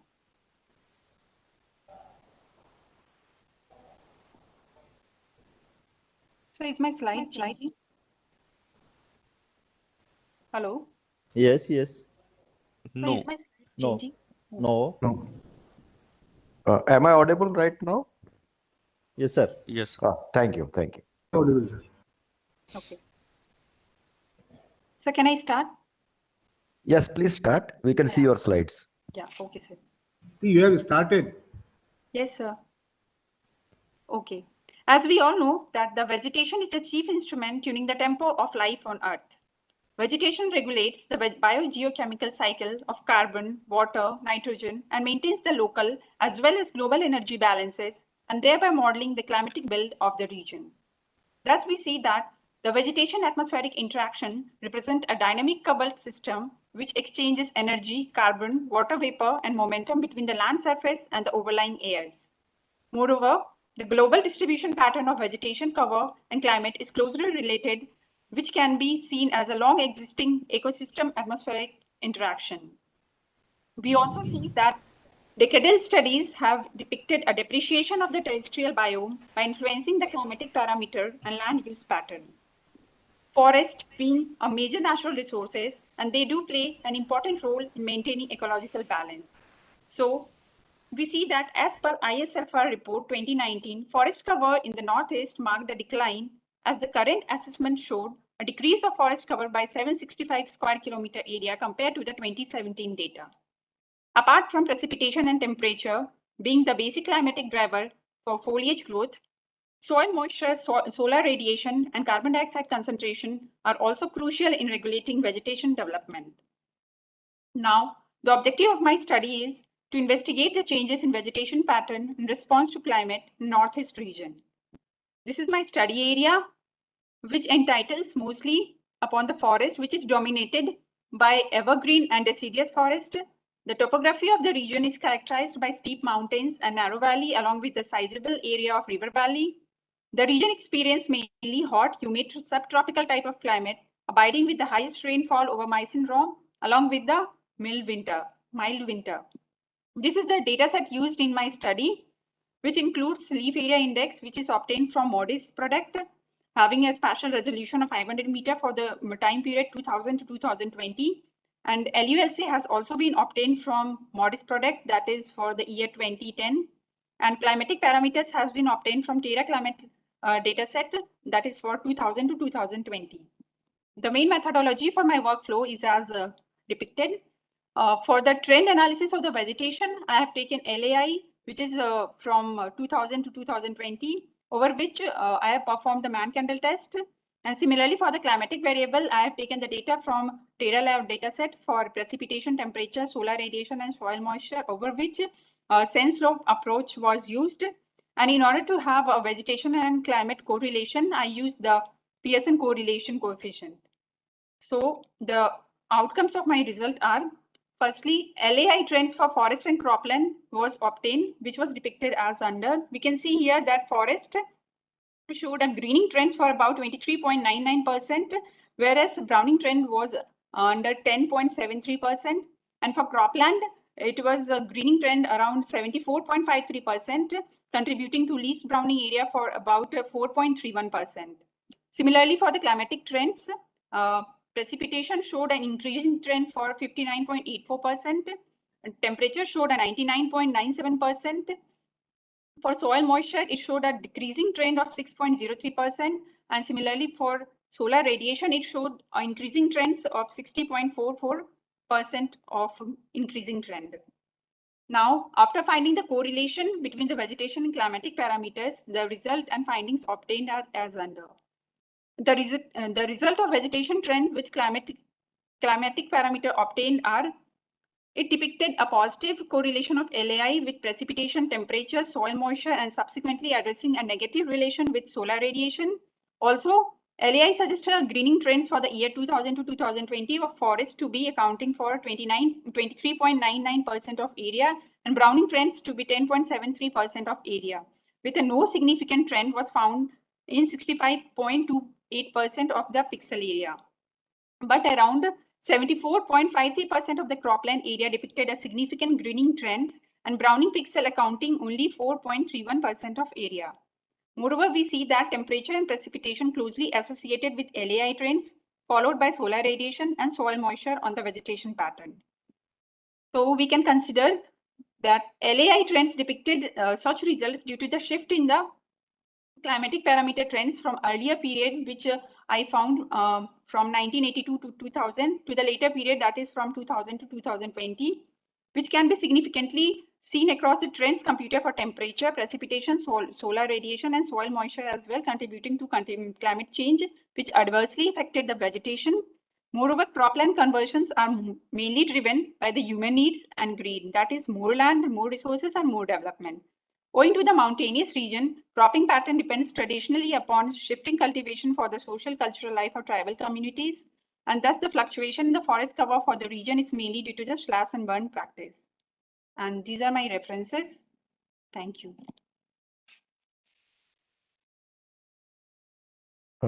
Yes, it's a good work. Now, any questions from any of the participants?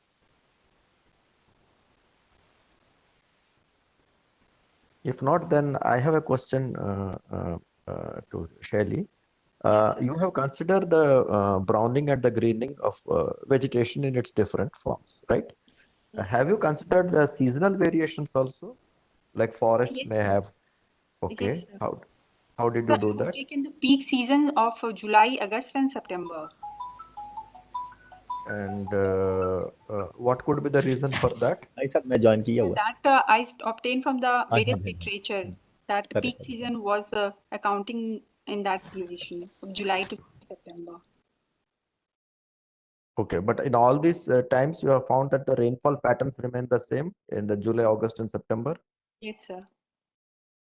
Because sometimes what happens is due to the late onset of the rains, if you have got a particular date where you're observing this greenness or the brownness, and now due to the shift in the monsoons or onset of the monsoons, there may be some delay in the sowing, for example, for agricultural areas and all that. So has that been accounted for? Yes, sir.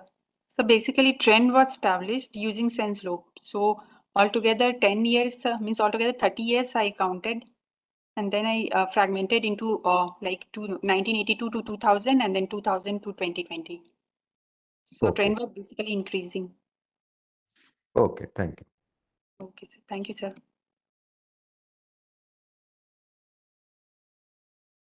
Any, if there is no question. Chauhan साहब Bamboo, आपका mic yes बंद sir, है, yes आपकी sir. Sound नहीं आ रही है आ रही चौहान है, it's fine ना sir. अब ठीक है sir. It's audible now. Yes, you are audible. Yes, sir. Last 3 years, bamboo that has been relaxed under Indian Forest Act. So, what is the status with respect to the bamboo management in northeastern states? Yes, Because sir. that may increase, that may affect the trend of the vegetation as well. Yes, sir. So it is contributing due to the industrialization and economic social status of the place has been changed a bit. So obviously, definitely it will impact upon that area. So does that play some role in affecting this trend also? Yes, sir. Definitely, sir. So human interaction do play their role. All right. Thank you. Thank you. Thank you, sir. Now, if there is no other questions, any other question from any side? If there is no other question, then I will request to Dr. Pawan Kumar Pant to share his slides and start his presentation.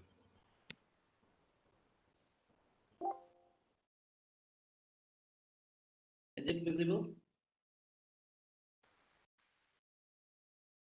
Not yet.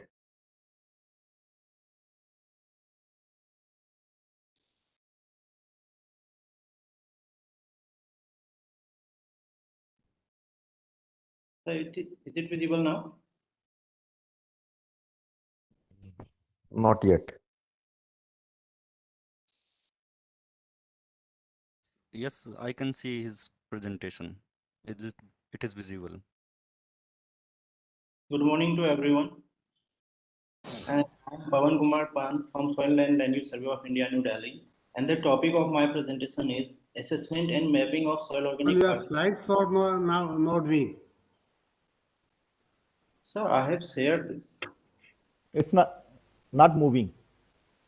I'm just introducing right now.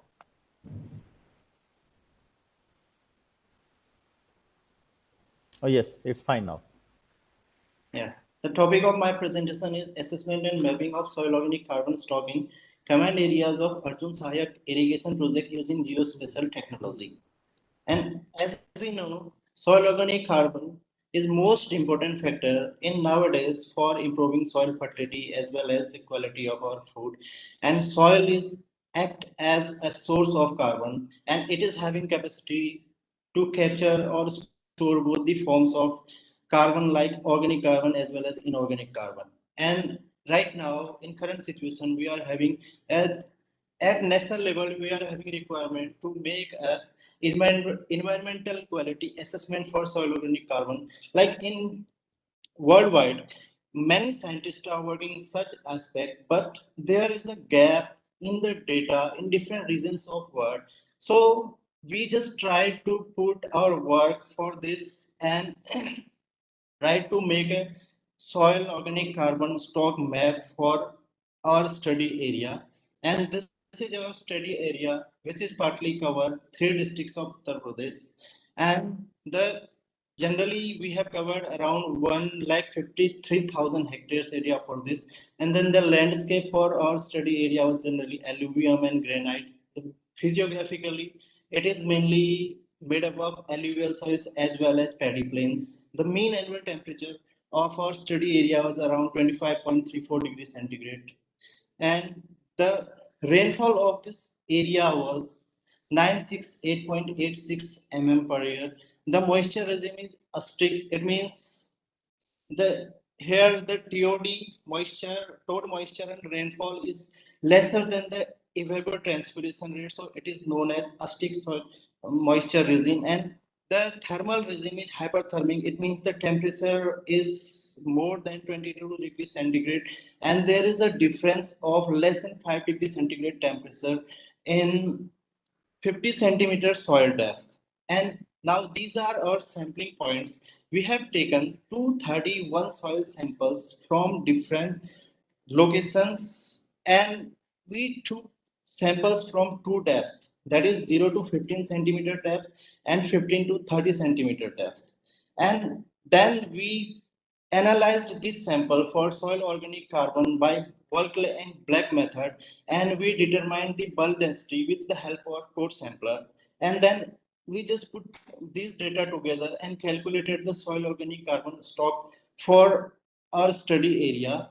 Then these stocks, then we just use the IDW techniques for interpolation, and we calculated the stock in our study area, and we found that these are our results, and we found that the soil organic carbon content in 0 to 15 centimeter depth was higher as compared to lower depth, while the bulk density was higher in 15 to 30 centimeter depth as compared to 0 to 15 centimeter depth.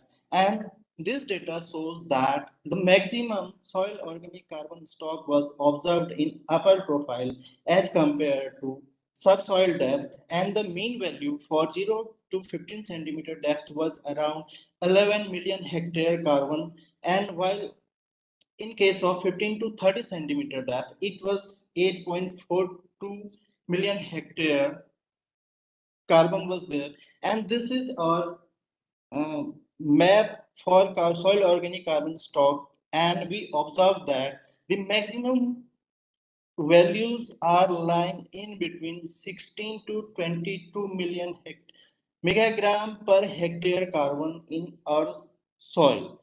And this is our correlation studies, which shows that there is a negative correlation between soil organic carbon and bulk density. It means when the bulk density is increasing, there are chances to decrease in the soil organic carbon content. Or we can say if soil organic carbon content is degrading, then it will increase the bulk density of soil. So this is my conclusive mark that as we know, soil organic carbon stock is mainly influenced by soil type, spatial variability, climatic changes, and management practices. So we just try to develop a baseline data for soil organic carbon stock map of particular area of Hamirpur, Mahoba, and Banda district of Uttar Pradesh.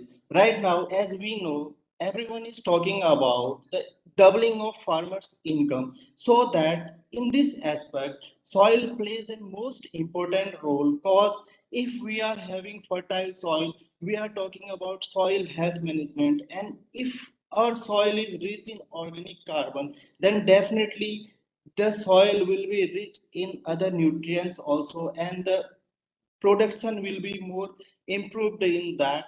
So we can recommend farmers to use organic sources of nutrients also to improve their soil fertility, as well as in the current scenario of climate change, this is most important parameter. So thank you so much. The forum is open for questions. Anybody has any questions? Switch on your camera, please. Yes, I have one question to Dr. Atul. Please go ahead. Dr. Pawan, Yes. sorry. You have used only one geostatistical method of this inverse distance gradient. Why not you have attempted other methods like Sir, I tried to use kriging, and like there are spline and kriging methods also, but when I tried for kriging method, there was a larger gap in between two data sets. Like with the help of this IDW method, I found more accuracy in spreading the data, because it takes the data from one point to another point. While in case of kriging, there was a different maps. Like I was not able to understand accurately that this data is clearly shows the accurate organic carbon stock for a particular area. That's why I was not gone for grading method. One more thing, you have not shown what was the accuracy in your results, what you observed from the ground samples and what you have predicted to this method IDW. Sir, I just went for ground truthing data. I collected samples. I analyzed them. Then I No, just that is okay. But you have not Yes, sir. shown what was the accuracy. Accuracy means root mean square error and other errors in your results.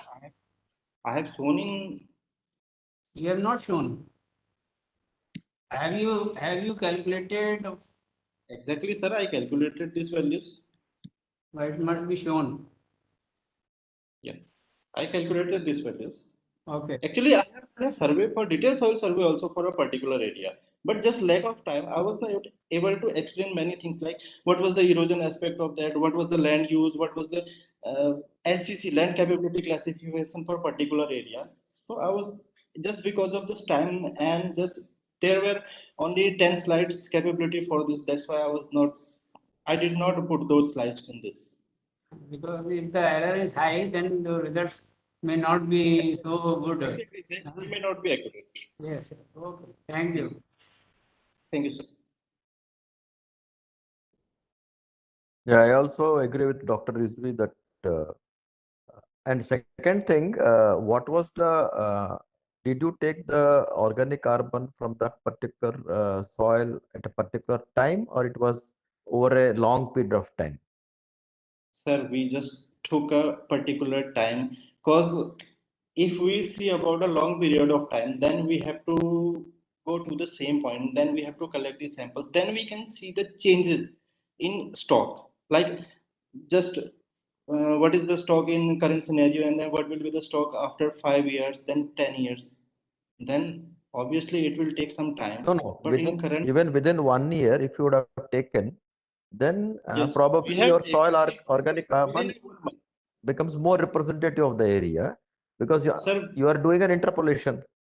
yes. So if you take 1 point, suppose there is some humus or creation or something of that sort, especially post monsoon or anything, that may give you a biased approach. That was my suggestion. Exactly. There will be maybe decomposition will be there, Yes, or yes, someone is adding some different type of manures or fertilizers, then definitely the status will be yes, changed. We yes. have taken these samples in a single season.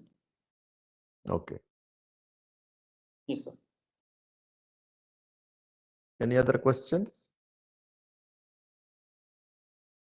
Okay, if there are no questions, we can proceed for the next speaker. Thanks, Paul.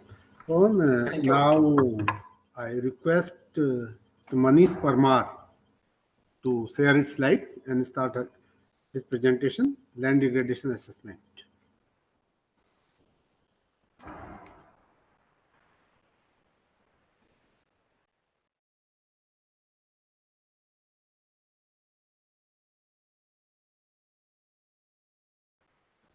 Manish Parmar. Hello. Manish, are you there? No. It's earlier he was here, but now his name is not figuring. His name does not figure in the list. One Manish Yadav is there. Sir, am I audible, Manish? Yeah, you are Parmar? audible. Yes. Yeah, I'm just give Yeah. me a Please minute. share I'm your sharing my screen. Sure.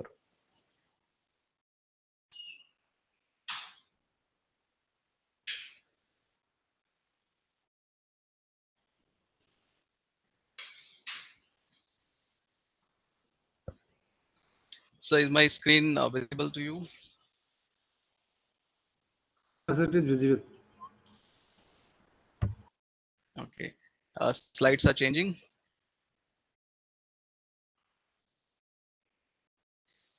Manish, also on your video. Yeah. Yeah, sir. Is my screen visible now? Can we Yes, it can I is. start the Yes. presentation? Yeah, please Yeah. start. Yeah. Thank you. Good morning, everybody. My name is Manish. I'm from Space Applications Center, Ahmedabad, and as a team, we are working here on and carrying out land degradation related studies here. And in today's presentation, the title of presentation is Land Degradation Assessment and Action Plan for Combating using Geospatial Technique, a case study of Ahmednagar district of Maharashtra. So in today's presentation, I'll try to give you just an introduction of the subject, the seriousness of the problem of land degradation through, let's say, a few statistics at the national level as well as global level. And we also will try to understand that how geospatial techniques can efficiently and effectively help us understand the problem of land degradation and help us in assessment of land degradation and also in preparation of action plan for combating land degradation. So just to give you a gist of the subject, land can be referred as the terrestrial bioproductive system, and land degradation is the reduction or loss of biological or economical productivity and also the complexity of land, which may result from various factors including climatic variations and human activities. Now, this area or this problem is the most challenging environmental concern of today's time, as defined by various forums by at various forums by United Nations also. And the problem of land degradation is so huge, and that it affects variety of land uses, it variety of land uses including cropland, rangeland, pasture land, forest land, woodland, and so many other things, or people, or let's say livestock who are dependent on these resources. Now, if land degradation occurs in dryland region, it is defined as desertification. Now, if we look at some facts and figures, globally, so desertification, as I said, desertification is termed as is land degradation occurring in dryland regions of the earth. And a few facts and figures about dryland areas, which are basically environmentally stretched areas, which faces less rainfall with higher temperature variations. And the degradation of land, degradation of land in dryland is very crucial, as majority of world population and livestock directly depend on these areas. I mean, to talk about some statistics, dryland constitutes 47, almost 42% area of the world landmass, and 35% of global population resides or lives in this area, and which also is home for 50% of world livestock. And with all these large amount of dependencies, we still see that the gross domestic production is 50% lower than the non dryland areas. Now, if this is a very interesting image figure, where we see two colors, one is red and another other is blue. Now, the blue color and red color, they both are home for 50% of the population. Like in red color also 50% of humans are residing, and in blue color also the 50% of world population is residing. So you can see the difference of area. And also one another aspect is, like, this red color area is supporting 30% of world's agriculture. So you can understand how much resources and pressure this area is facing. Talking about some scenarios about our country, India. Uh, our country comprises 2.4% of global land area, supports more than 8% of world's agriculture, is also home for 18% of global human population, and all this almost 70% of country area is falling under dry land. Okay, so with these all facts and figures, we see that the blend of high population and a large part is falling under dry land. So it is very critical to understand and to monitor land degradation in our country. Now, as per the recent publication by Space Application Center, we see that almost 30% area, to be specific, 29.77% area of the country is under degradation, and which is in last 15 years has increased by 3.32 million hectare area. Now, our work is focused on assessment of land degradation vulnerability using GIS, geospatial techniques, and then further preparation of action plan for combating it. So, vulnerability of land degradation is essentially identification and quantification of various pressure on land due to various parameters which are affecting and proximate and primarily causes are demographic pressures, climatic variations, and also the biophysical changes in biophysical parameters. So in this work we have adopted a hierarchy based indexing method to assessment of land degradation vulnerability, and Ahmednagar district is chosen as a subject area. So this is the methodology we have adopted for vulnerability assessment, where we see that a variety of data sets are taken into consideration for analysis, including demographic data, the climatic data, soil data, terrain data, and satellite data. Using these data sets, we derive intermediate results like, say, a population density index map, literacy map, economic development index map, and similarly, we using climate data, we get aridity map. Using soil data, we and satellite data, we try to derive land utilization map and also land status map. Now, using based on the further geospatial integration, we derive the land degradation status, land degradation vulnerability map of the area. Now, this slide shows the result and outcome of the methodology which I presented in previous slide. So the map on the left side shows the geographical distribution of vulnerability indexes in the entire area, and the table and chart on the right side shows the statistical summary. So what we see is, almost 68% area of the district is moderate vulnerability. Almost more than 22% falls under high vulnerability. So now this is a output. This is an output which gives us the the geographical distribution of risk or vulnerability of land degradation in the area. Now we use this output in selecting an area which, let's say, majorly falls under high level of vulnerability, and further we use this area for preparing the combating plan. Now in this case, we have taken a sub watershed number GB115, and which, if we look closely, so more than 50% area is falling at a high level of vulnerability here. Now we use this area uh, as an sub study area to prepare the action plan for combating land degradation. So this is the methodology which we have adopted for preparation of action plans, where we take help of satellite data and ancillary data in order to prepare the input layers, which are land use land cover map, land degradation status map, land capability map, and groundwater prospect map. These land capability and groundwater prospect maps are directly taken from ancillary data available. And further, we do this. Now, one thing to note here is this combating plan work is being carried out at 10,000 scale.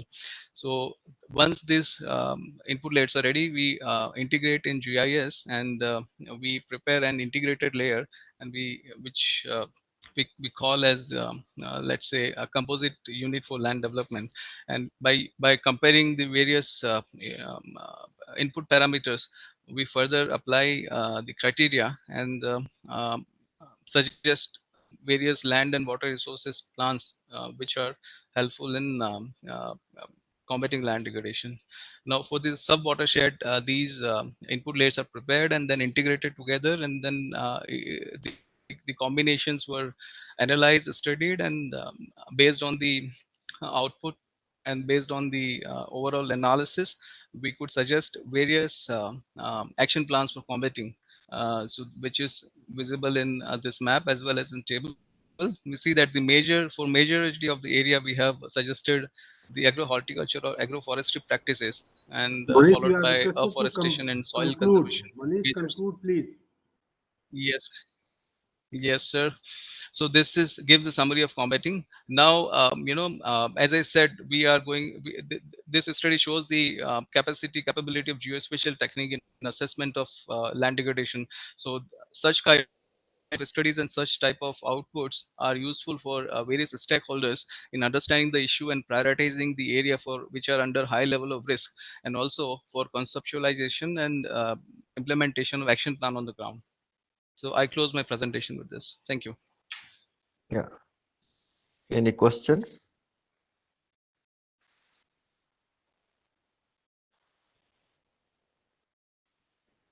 Okay, Manish, I have a question. You Sir. have taken a lot of input layers, ancillary data plus some maps and all that, So and you have switch on your generated it. camera.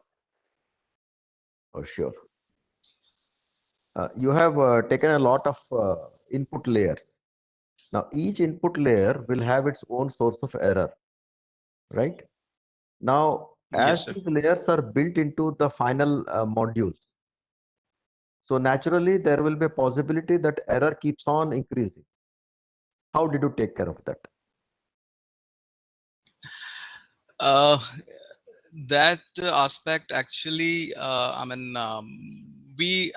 see, certain things are ancillary data set, and those ancillary data sets have gone through some quality checking procedures, and keeping that fact in mind, we have taken that data as it is for our integration, and in the if there is an error in the input data, that reciprocates in the output data. In our current methodology, we have not controlled that aspect of this problem. But yes, the point is very well valid, and we can, based on the reliability of input data set, our output map or output product is it shows the improvements. Yes. Okay, because when you have to give some prescription to a particular area, uh, it should not happen that we are in a wrong footing. We are caught on a wrong footing. That's why I was suggesting that. Yes. Yes, sir. But when we prepare this a certain input, let's say some of the input data sets are prepared using satellite data um, at the time of when the problem is taken. So that time, few field visits are also planned along with in order to improvise or improve the accuracy of these maps. So with the help of field experience and field knowledge, we try to improvise it, and the same knowledge we apply to the ancillary data in order to check whether there are any errors involved in this, present in this. Okay, thank you. Thank you, sir.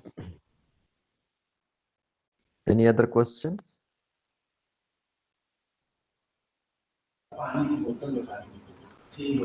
Now, sir, if there is no question, I will request Karishma present, share her slides and present the paper, please.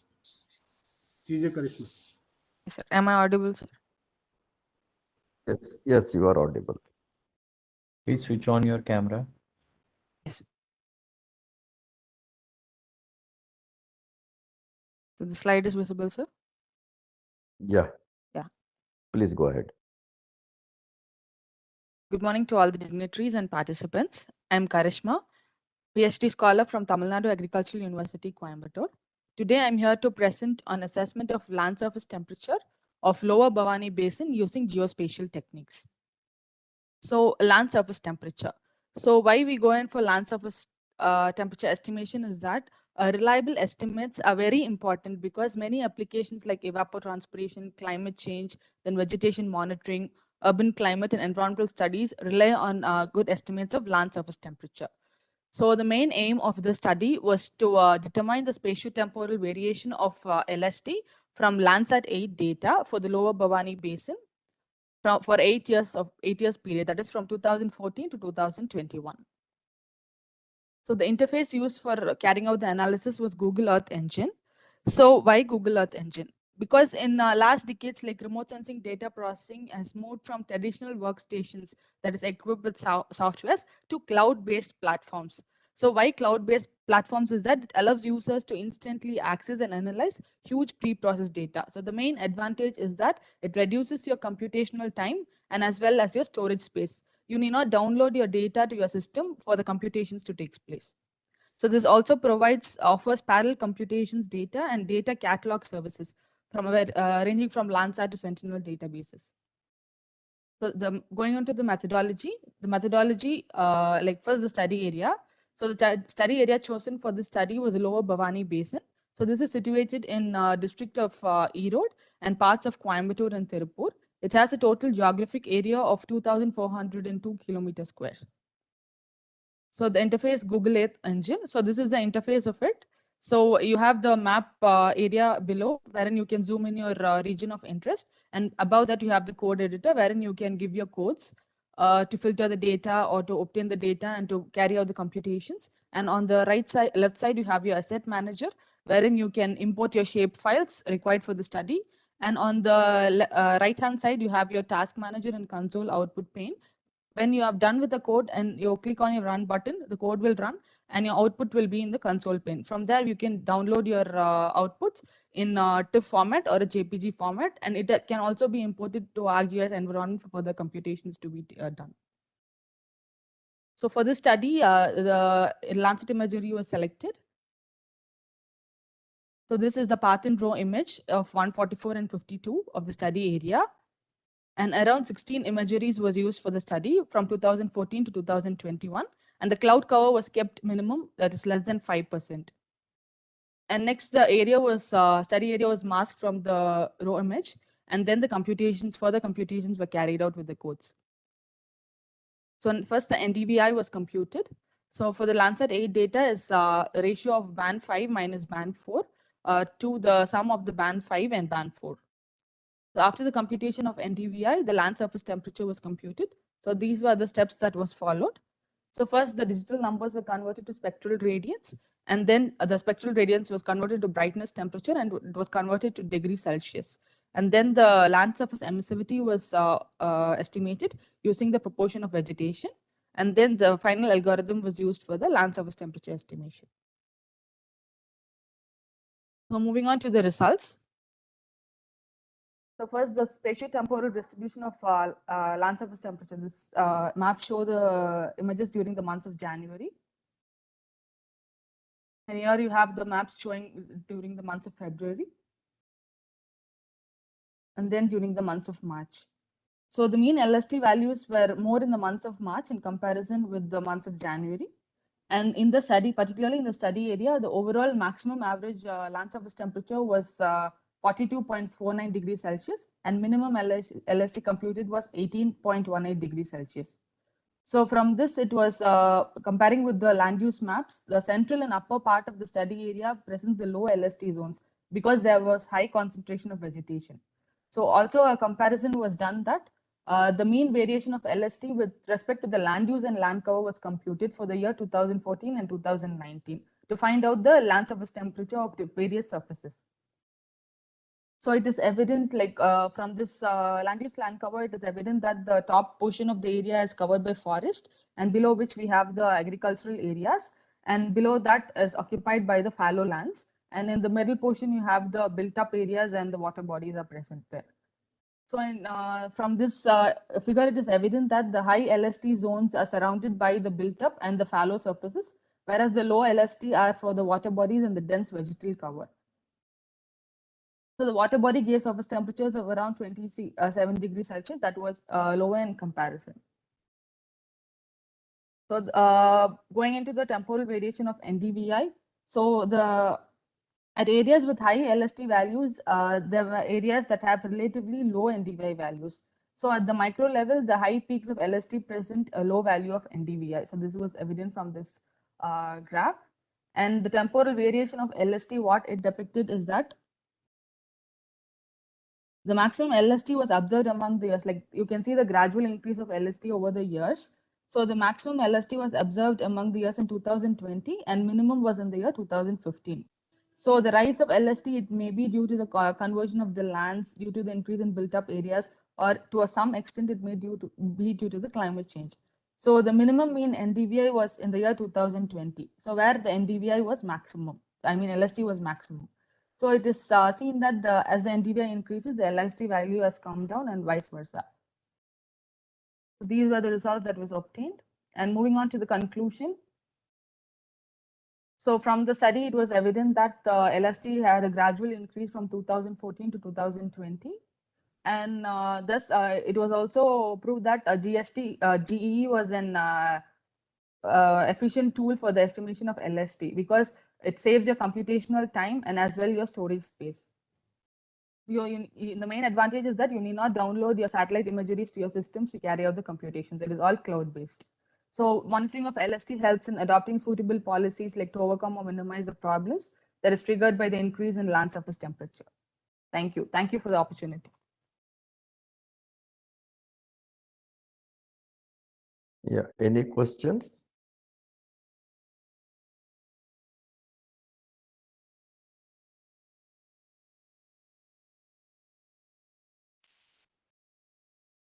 Well, I have one small question for you.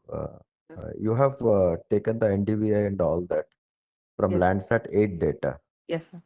Why Landsat 8? So because like before Sentinel-2 was available from 2016, sir. Mm-hmm. Landsat 8 was available for period from 2014. So I chose Okay. Landsat 8 because comparing to the resolution, spatial resolution, Sentinel-2 will be better. It has a 10-meter spatial resolution. So why did you not consider our own Indian systems, IRS? IRS data, like for the code, the data is Landsat data is readily available in Google Earth Engine platform, sir. So in Google Earth, you can upload your own data. Nobody prevents you that. Yes. There is something else why you could not have done. That Give it is, a thought.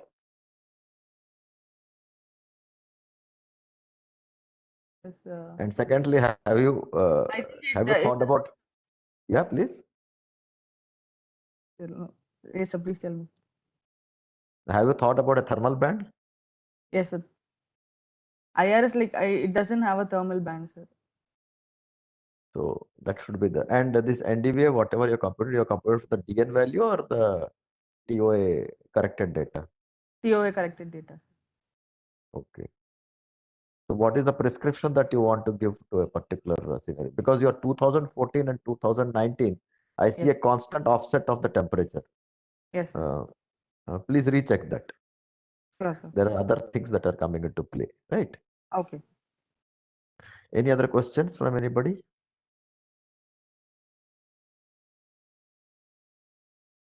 Okay, if there are no questions, we can thank her. If there Thank is you. no question, Thank you, sir. I will request Rajkumar to share Yes, sir. his slides Am I audible, sir? and start the presentation.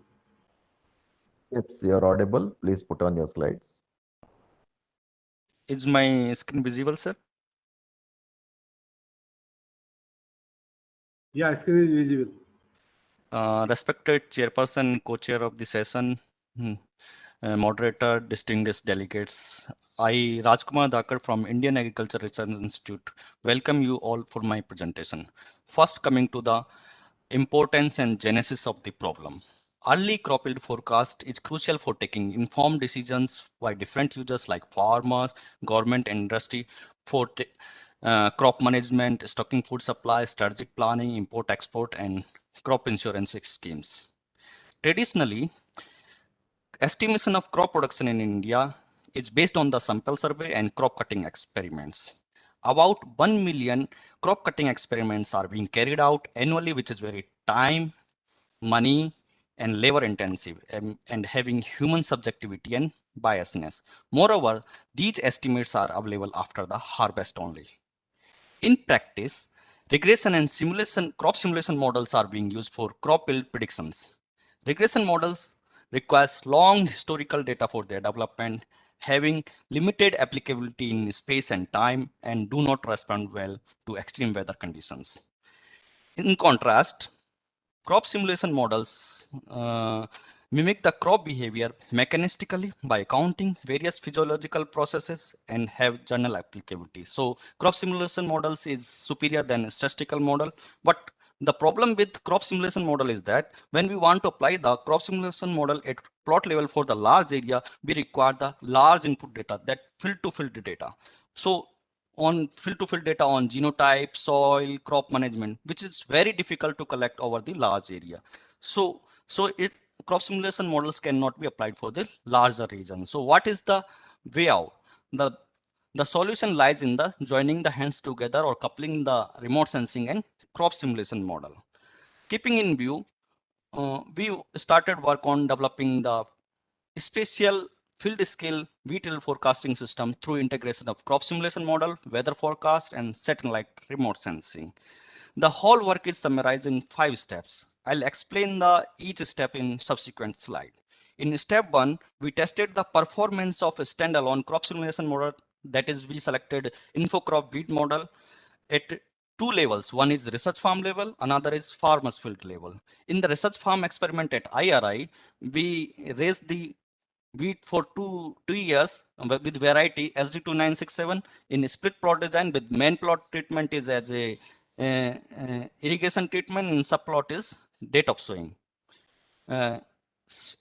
These experiment was carried out for calibrating and validating the standalone InfoCrop wheat model for their accuracy. So further, so that whether it is suitable to use in the regional for wheat yield forecasting system. So that results are published in 2 peer-reviewed journals. One is Indian Journal of Agricultural Sciences and Journal of Agrometeorology. At farmers field, we selected the 42 farmers field in the Mumtazpur and Lokra villages of Patodi block in Gurugram district, where there we took conducted the experiment and took the observations on LAI, soil moisture, to validate our crop simulation model at farmers field. In second step, we modified the InfoCrop wheat model for assimilating the LAI, which is we will retrieve from the satellite. So we used the 2 techniques. One is the forcing, another is ensemble Kalman filter. This was the most challenging task in our study, because once we updated the LAI, there was the instability in the model and inconsistency in the simulation. So once we have updated the LAI in the model, we have to update the other state variables also, like root weight, stem weight, and many variables, n number of variables we have to. So it was the most challenging task. So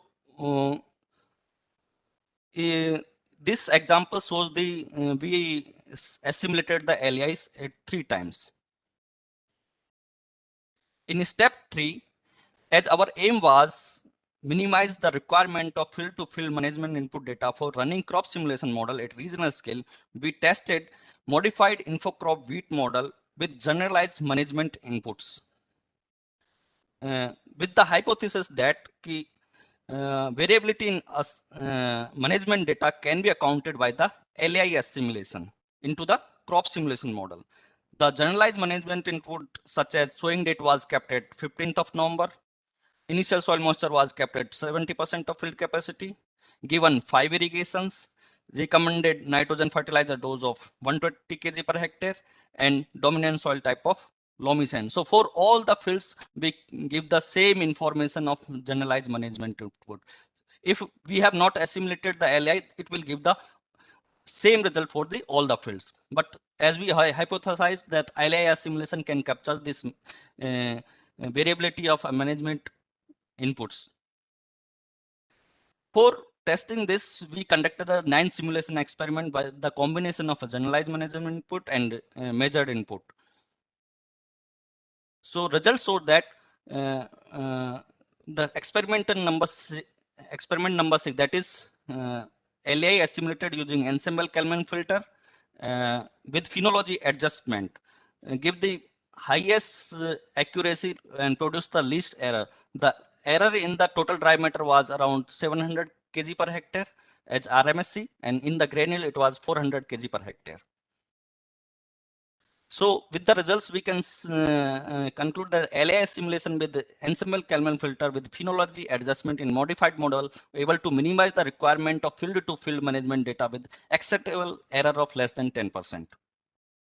In step 4, we incorporated the weather forecast into the modified crop simulation model for giving yield forecast ahead of the harvest. The weather forecast was generated at 1 kilometer grid using dynamical weather model, that is WRF, with the help of IIT Delhi. As we know, weather forecasts are not free from error. So, and contain systematic biases. So we have corrected for those bias. So two methods we will use. One is non-weighted adaptive bias correction, and another is weighted adaptive bias. What we found that weighted adaptive bias correction is performing better than the non-weighted one. For testing our forecasting system, we conducted 6 simulation experiment with the combination of progressive LAS simulation, actual weather, and forecasted weather. Here, AW refers to the actual weather, WF refers to the weather forecast. LI1 means only one time LAS simulation, and LI3 means 3 times LAS simulation.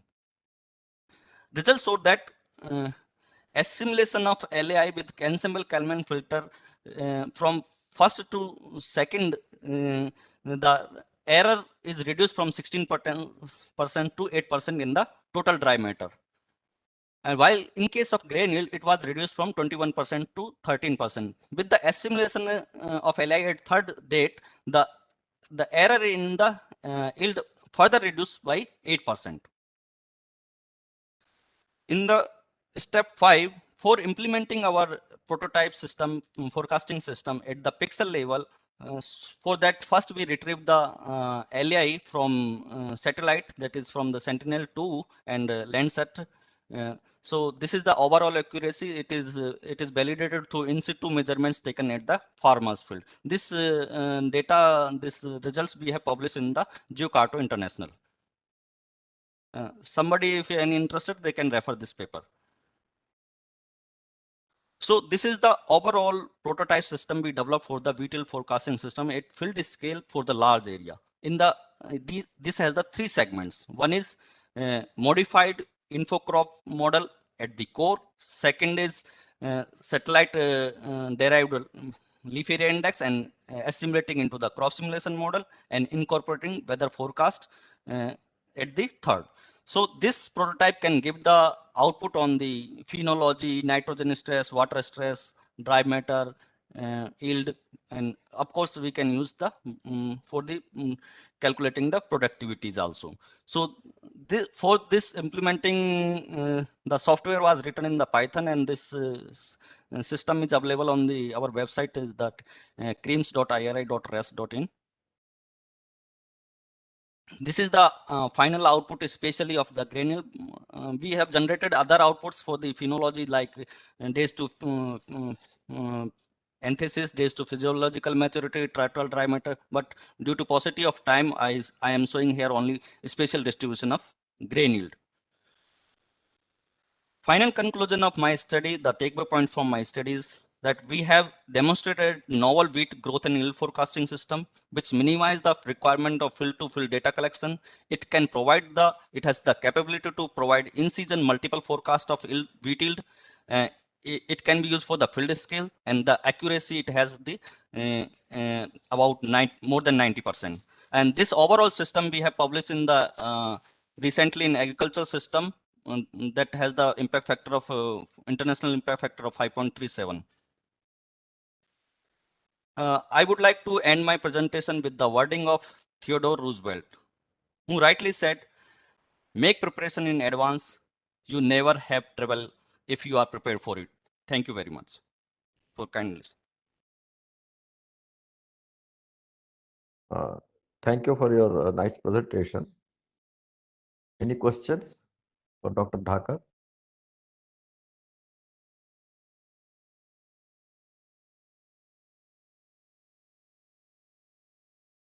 If not, then I have one small question. Yes, sir.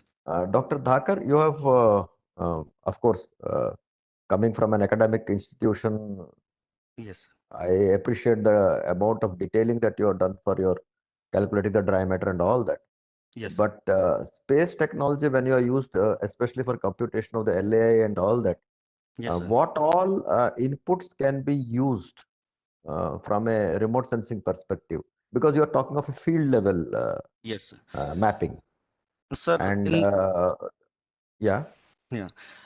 For retrieving the LI, we use the Procel model, that is canopy radiative transfer model. Through inversion of that Yes. radiative transfer model, we retrieve the LI. Likewise, if That's we this is one input that is came from the satellite. Another inputs yes. that can be go into the model, that is soil moisture. That is very important.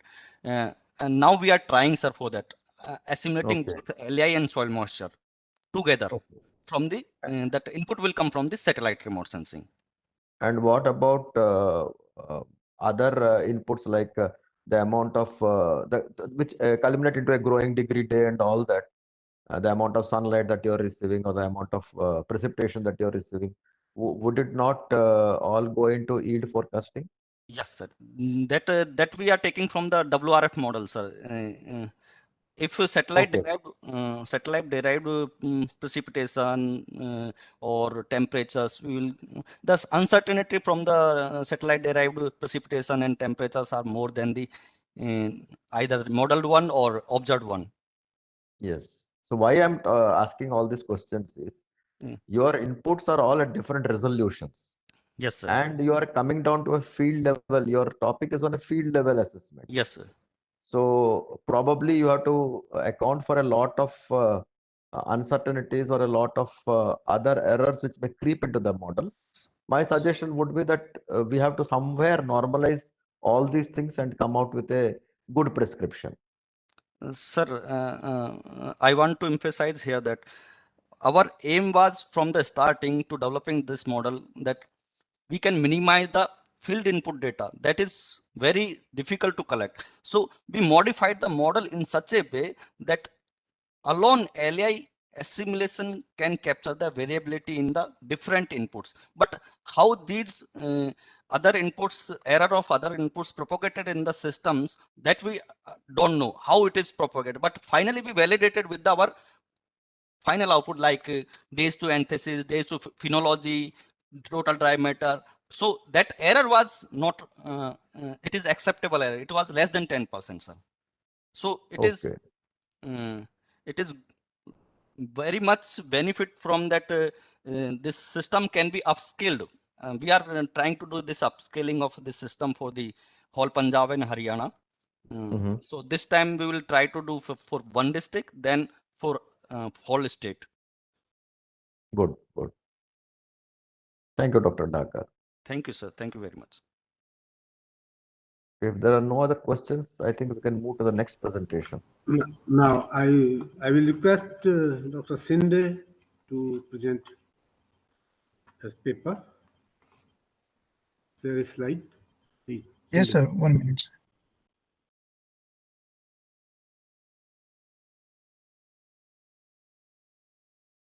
Sir. My slides are visible.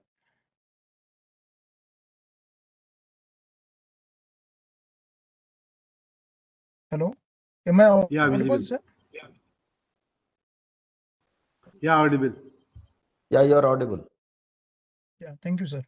Good morning to respected chairman, co-chairman, moderators, and all audience on this virtual platform. So myself, Dr. Vipul Shinde, I'm going to present our study on mapping of soil erodibility in Dang district of Gujarat.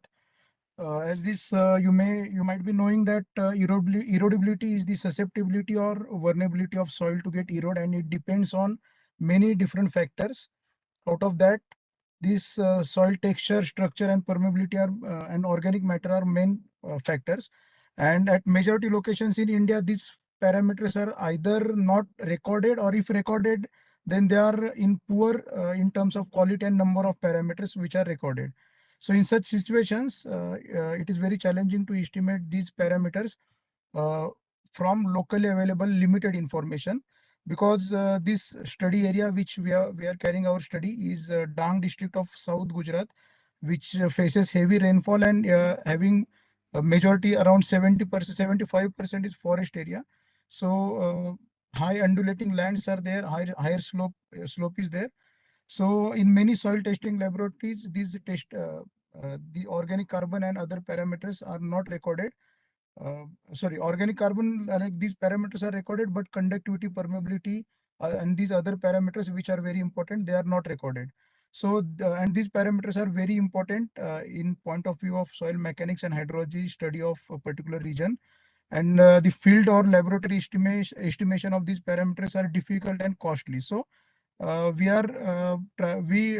calculated, or we estimated these parameters from the representative soils of the districts, uh, so that we can generate the package of information for the future studies. So main objective was to determine the various soil parameters for estimation of soil erodibility, then estimation of erodibility and development of erodibility map for that district. So for that we have collected 17 soil samples from 17 different villages, uniformly distributed and accessible villages, which are shown here. And we have collected soil samples, top soil samples from the 17 locations. Okay, and then for each soil type, we have calculated the soil erodibility using this formula, where the M is the relative percentage of sand silt clay, then organic matter content, then structure code and permeability of soil.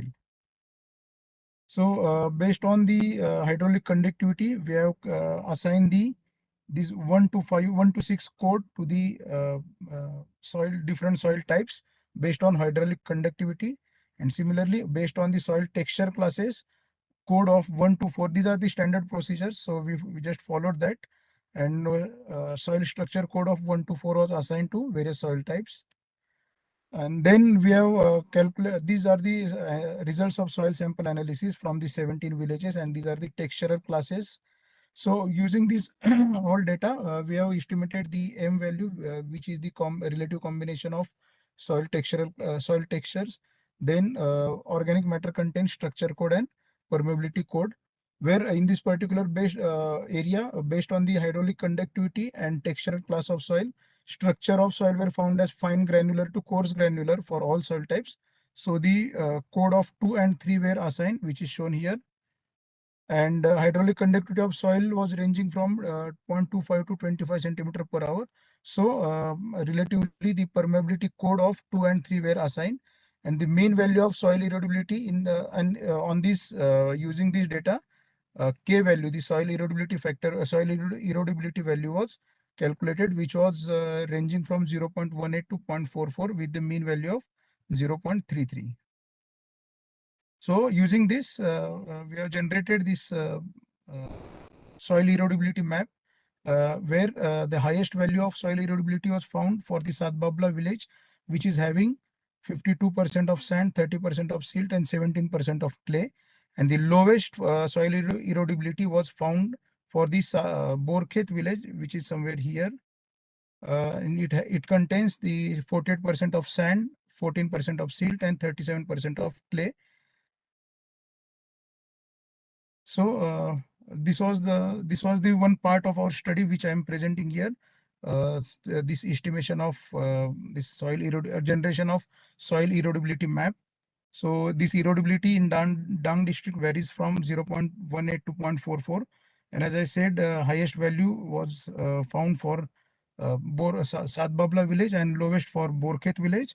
And these field and laboratory measurements are very difficult, costly, and often impractical for many hydrological analysis. So this approach will aid in decision making and can save time when planners are required to assess the land use management policy with respect to soil erosion. Thank you, sir. Am I audible, sir? Yeah. Any questions for Dr. Shinde?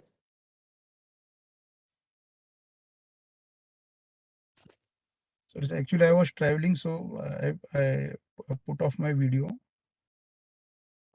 No issues. Okay, if there are no questions, I think we can proceed to the next presentation. Excuse me.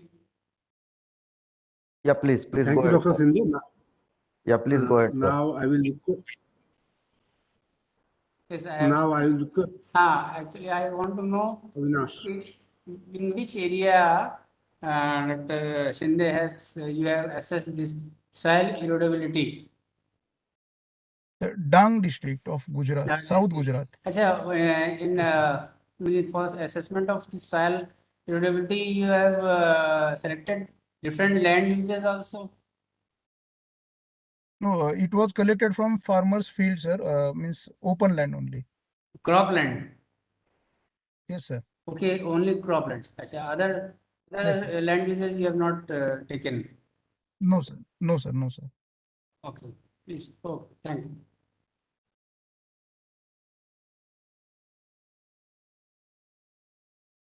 Thank you, sir. Now I request Avinash Kumar Ranjan Yes, to share sir. his slides and Yes, start sir. his presentation. Concise करके बोलिए, as much as you can reduce. Yes, sir.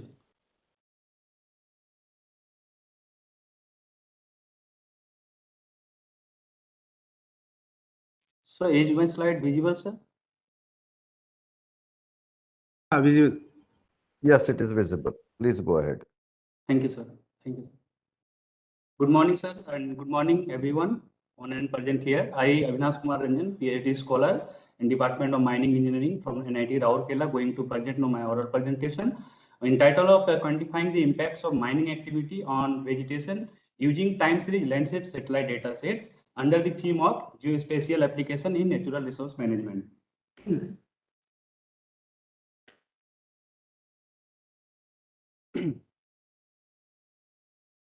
As you all know that the vegetation is one of the most important natural resource in the earth that has a significant role in balancing the biogeochemical cycles, and it maintains, upholds the ecological symmetry, and it has various life supporting benefits. But due to the various anthropogenic as well as the natural phenomena, the forests are being degraded over the time. And from the recent forest resource assessment, found that the approximately 178 million hectares forest area has been globally lost due to the various phenomena. And among the various facts, it is well known that the open cast mining activity is one of the key issue behind the loss of vegetation and degradation of vegetation. And the information on the time to time information on the spatiotemporal vegetation status is very essential for formulating and implementing the various sustainable development programs.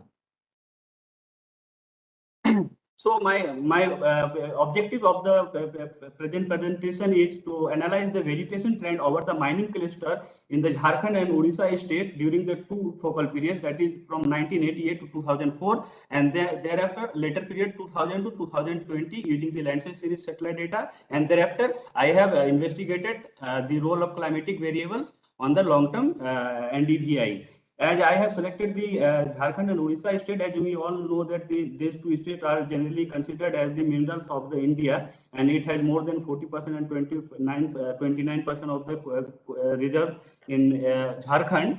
And as well as Odisha state has also significant amount of the various mineral resources. And during the last 2 decades, it has been noted that the amount of the production of various minerals has been drastically increased over these two states. So it is hypothesized that there must be some impacts on the vegetation. And I have selected 61 mining locations. I have demarcated like stone mines, coal mines, iron ore mines, bauxite mines, chromite mining, uranium mines, and it has been analyzed from the center point of the mine location with respect to the different distance, like 0.5 kilometer, 1 kilometer, thereafter 1 kilometer. Totally, we have taken 2 kilometer of radius. We found that it is the best suitable for the analysis from the Google experience.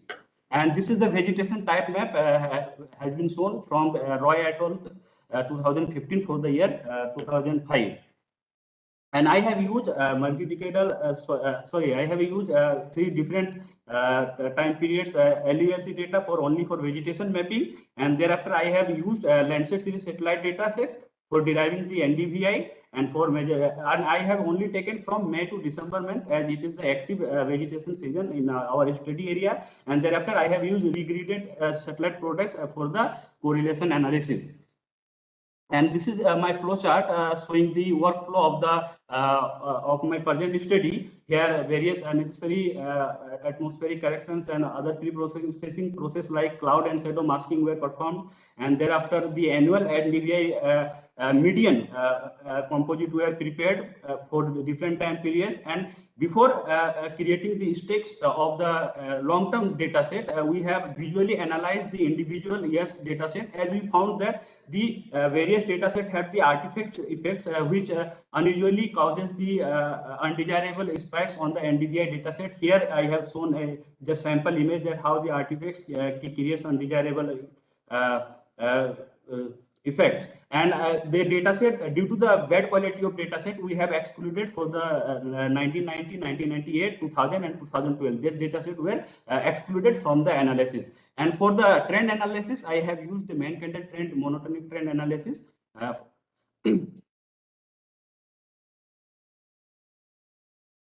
This is my outcomes. I have found and I have highlighted the three zones. First one is the stone mining cluster regions over the Saipan district, and middle one, this middle one is Jharia coalfield region, and this one is the iron ore region from Koira region and Odisha state. And we found that during earlier period, the negative trends are very less, especially over the mining region, but in the later period it is increased significantly, and we can observe at the significance level of 90%, we found that the significant amount of mining negative trend over the mining cluster can be seen. And the lower image C and D are shown at the all, we are here considering the all trends. That's why we have not fixed any confidence level.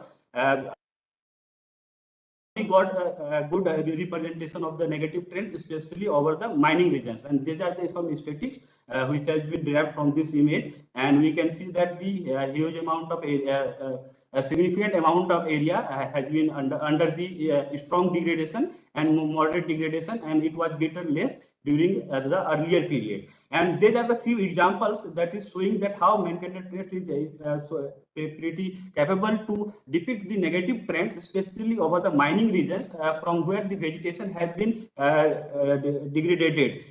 These are some locations that is Stone Mine 3, and we have validated it from the Google high resolution Google Earth image from the different time period, and we found that exactly it's depict the negative trends from where the vegetation has been expected. In addition to that, we found that some other anthropogenic interferences sites I have shown in this figure 5. We can see these are some regions. This is the some deforestation region. These are the some settlements region from where the vegetation has been lost. In that region, we got some exact negative trend over this region. This is the some industrial region. These are some transportation regions. For detailed analysis, I have presented here the all the point location and 61 mining location and 1 industrial location and 4 forest region. It is start from here 1 to 66, and we can see that in earlier period there is a very less amount of negative trend, especially in the mining regions, and the last 4 one is this is belong to the forest region. We hardly can see there is that much of difference in the vegetation trend, but in the later period, this one is for later period, the huge amount of due to the huge amount of mining activity, huge amount of the vegetation has been lost, and due to the negative trend has been found over this studied mining region. This is the fixed frequency for the both period. This is the for earlier period, and this is the for later period, and we can see that the strong degradation pixels are significantly increased in the later period, especially within the 0.5 kilometer radius and in 1 kilometer, and in 2 kilometer region it was a bit less. But when we found that there is some positive some ecological restoration site over the mining region, and we have identified the 10 mining sites like Rajmahal coal mine region, Asoka coal mine region, KDH, Kalari region, Vajrappa. There are some regions, and some of the mining cluster over the Odisha has experienced the ecological restoration, and we have found it from Google Earth images, and we have validated, and we have found that yes, in the later period, in some of the coal mine as well as. Please conclude. Please conclude. Yes, sir. This is the last slide, sir. And I have validated it from the CMBDI results, and we found that the 6 of the mine cluster had also found in their results. And this is my key highlights, and we found that due to the mining activity and anthropogenic interferences, there is a huge amount of negative trend, especially over the anthropogenic sites, and the key climatic variables has the less impact, especially over the anthropogenic associated regions. And in the forest region and the densely forest region, there was a significant amount of influence of precipitation and soil moisture on the vegetation. And there are a few references I have been used to prepare these slides. Thank you, sir. Yeah, it's a good amount of work has been put into this. Any questions for Mr. Switch on Avinash? camera, switch on.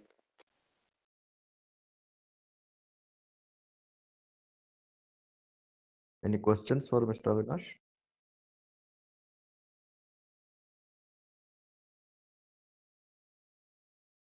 Okay, Avinash, I have one question for you. Yes, sir. You have looked at this mining areas, right? Yes, sir. Have you considered very close areas to the mines? Yes, sir. Actually, based on the Google Earth experience, sir, we have demarcated the midpoint of the mines, and thereafter we have demarcated from 0.5 kilometer and 1 kilometer. And so there was an uneven expansion of mining clusters, so we were restricted to use similar kind of buffers. What could be the one if I put one significant reason? Yes, what sir. is the impact of this mining? What would you say that? On vegetation, sir? Yes. Yes, sir. Due to the vegetation, due to the lot amount of mining activity, vegetation health as well as vegetation spatial extent has been reduced and reduced. Yes. Now, what is that one significant reason? Is it due to the dust that is coming from that and reducing the photosynthetic capability of the plant, or is it due to some other disturbances? What could be the reason? Sir, one of reason, as you said, sir, the due to the mine-induced dust particle which accumulated on the leaf, sir, and the photosynthesis activity get reduced, and thereafter the productivity of vegetation also get reduced, and their health also get affected, sir. And that you have seen over a long time period, right? Yes, sir. But sir, we found, sir, strong to moderate degradation vegetation regions where mostly were showing where the vegetation were removed due to the mining activity. When we validated with the Google Earth image with different time period, we found that these regions which are strongly showing the negative trend, that vegetation has been lost, sir. And thus where we found that there is a slight degradation, actually there is some health issue of the vegetation due to the mine-induced dust particle. That's why they are showing the slight degradation, sir. Okay. Yes. Thank you. Thank you, sir. Mr. Avinash, can we segregate the sensitivity of different species? Yes, sir. There may be few species which can be which can tolerate these dust particles, and there may be a few others which are very sensitive. Yes, sir. Yes, sir. It can be also analyzed, sir. We can do it by species-wise analysis can be also done, sir. That needs a further study, sir. Right. Thank you. Yes. Yes.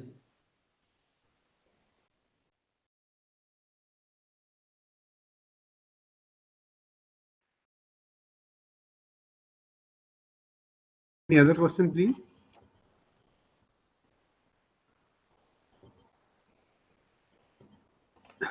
If there is no question, I will request to present the paper Thank you, sir. Study of the remote sensing based environmental parameters along the blue flag, which is of India, by the co-author.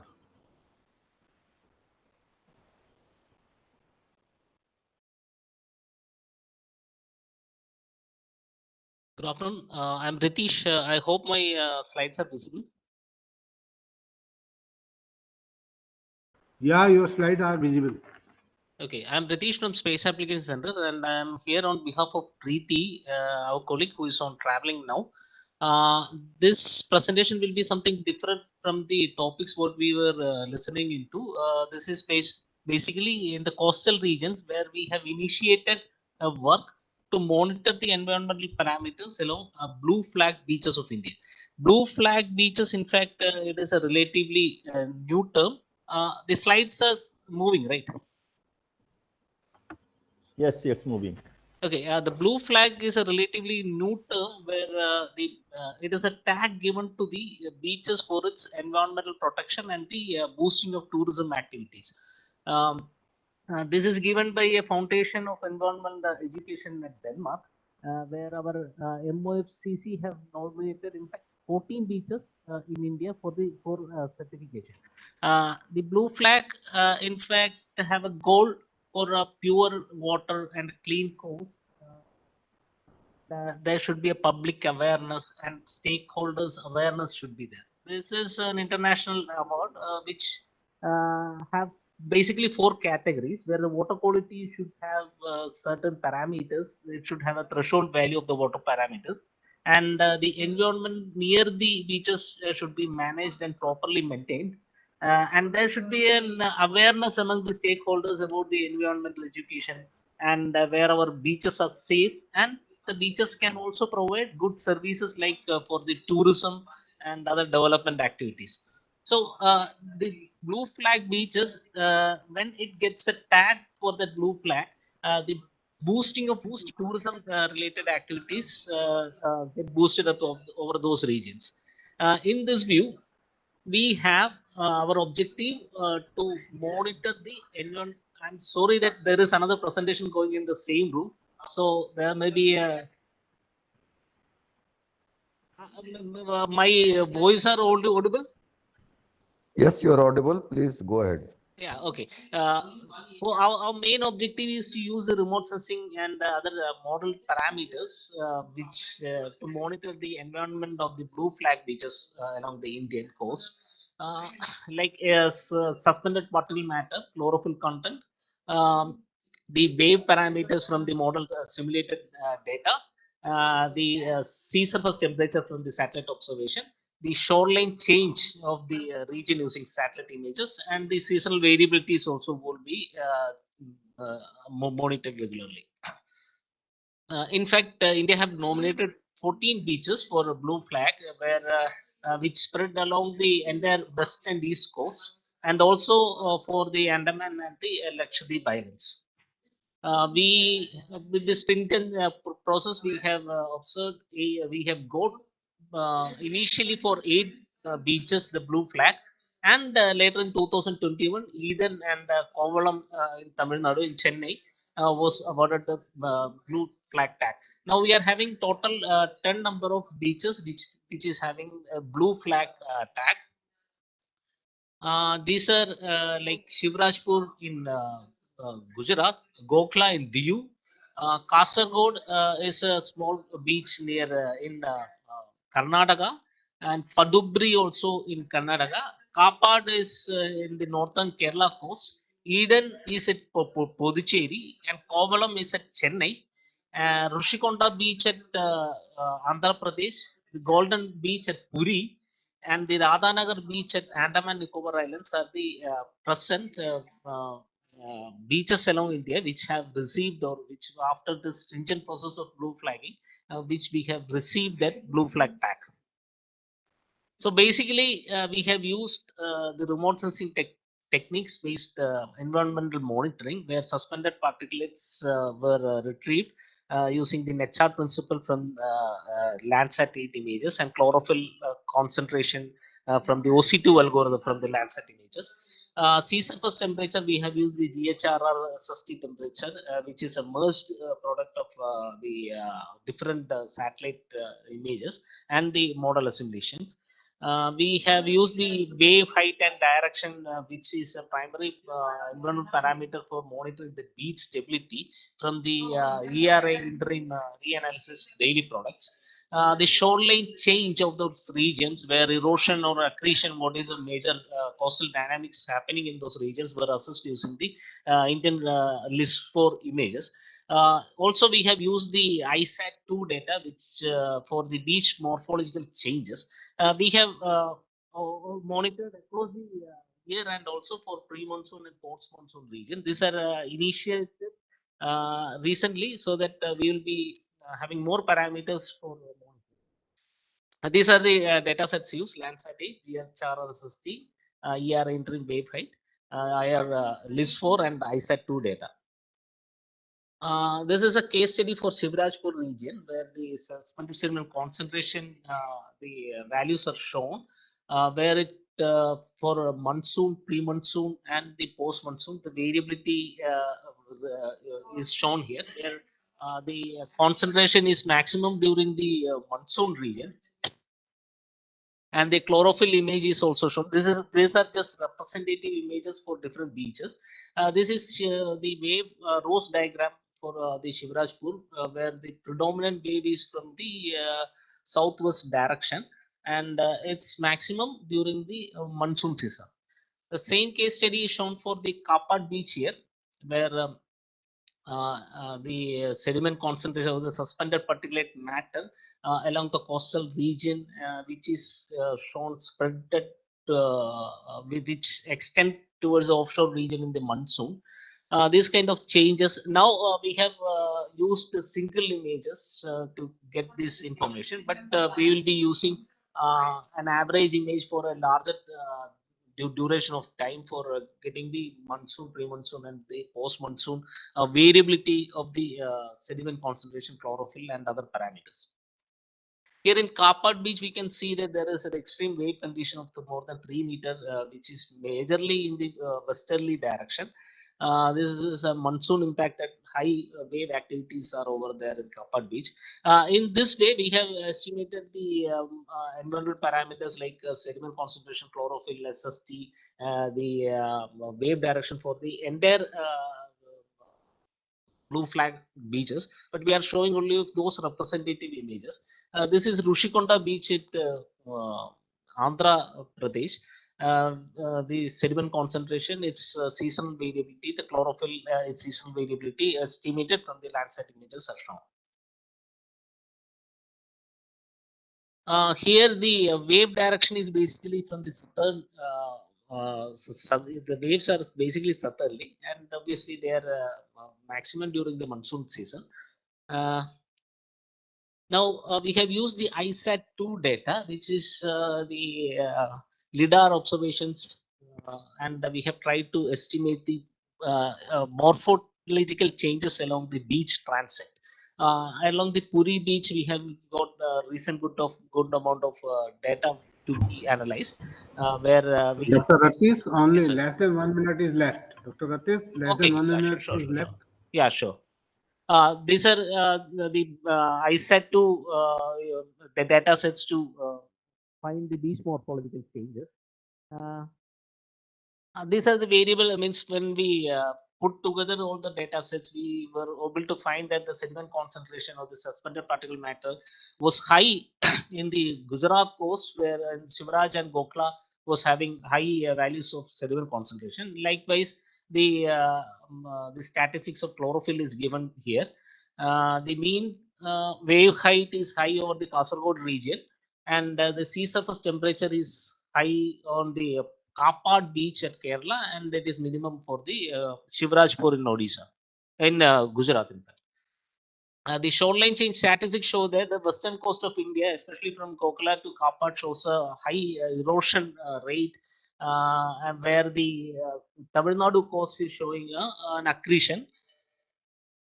To conclude, we have monitored the environment parameters using the satellite images, where a different set of parameters were chosen, and the change in the pre-monsoon, post-monsoon season were analyzed, and we have observed that these parameters like SST is for the Kapat region, the wave height for Kapat beach. So these kind of parameters will be helpful to monitor its health condition or the beach stability, to improve the boosting of the tourism activity over that region. We will be using in situ measurements and model simulations for getting the actual nearshore parameters to better understand or better monitor the blue flag beaches. With this, I conclude my presentation. Thank you.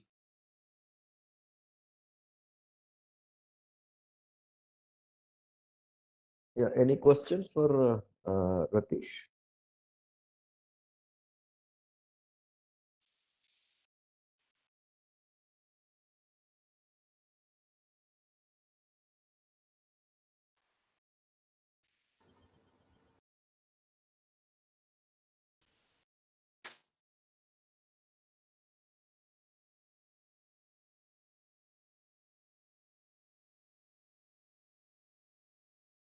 If there are no questions, then I think we can proceed for the final presentation.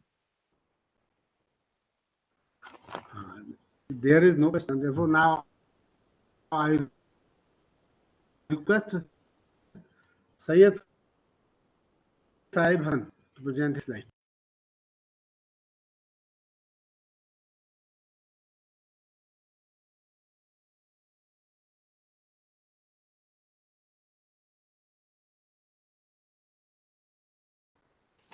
Syed, are you there?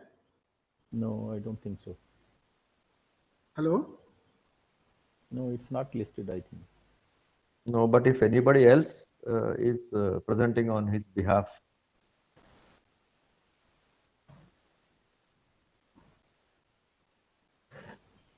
Syed? Actually, sir, earlier he has joined in the hall A.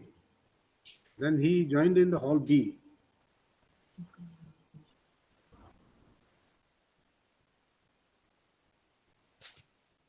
anybody is there for the paper 6262? So this is the last paper.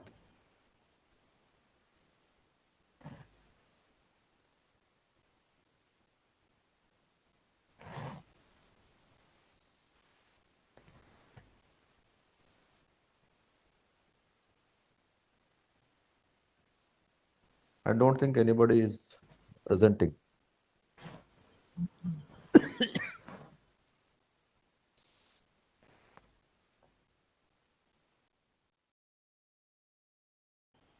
Syed, if you are not here, then we can conclude the session. Now, on behalf of the organizer committee, I am thankful to chair, co-chair, presenters, and the audience. Before closing the session, it's time to honor co-chair. Sir, one request I have to make is, we have been asked to assess their presentations as well. So how that is to be done? Sir. How that is to be done?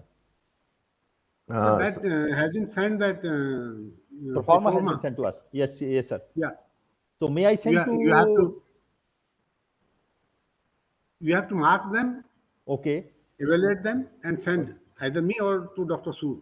Right, sir. Right, sir. We can digitally sign that, I think. You can digitally sign that. You can send it through WhatsApp or email. Yeah. So there is one column is there that these all the presenters, they are student or they are, because there is, I think, let me open it. Sir, this I is think the one, it has 1, been 4, and 7. category.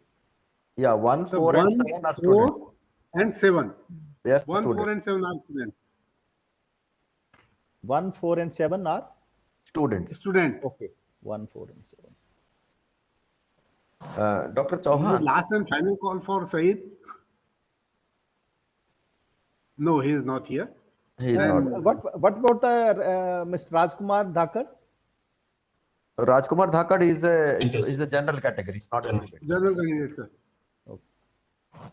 Dr. Chauhan. Yeah, right, sir. I would like to request you to finish this evaluation and send it as soon as possible, because probably based on your evaluations I have already and all done that. it. I have already done it. Simultaneously. Yes. So may I send it to you? Yes. No, you can send it directly to the organizers. Right, sir. Right, sir. Yeah, because some evaluation has to be done at a whole symposium level. And right, sir. Right. I'll send them here. Yeah, sure. Right. I'll also send them right now. Thank you, sir. Now it's time to facilitate to the co-chair, please.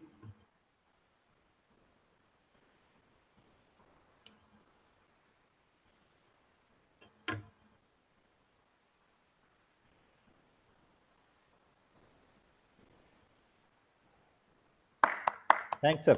Thank you very much. Thank you, Dr. Chauhan. Thank you very much, sir. Now it is time to facilitate chair, Dr. Patnaik.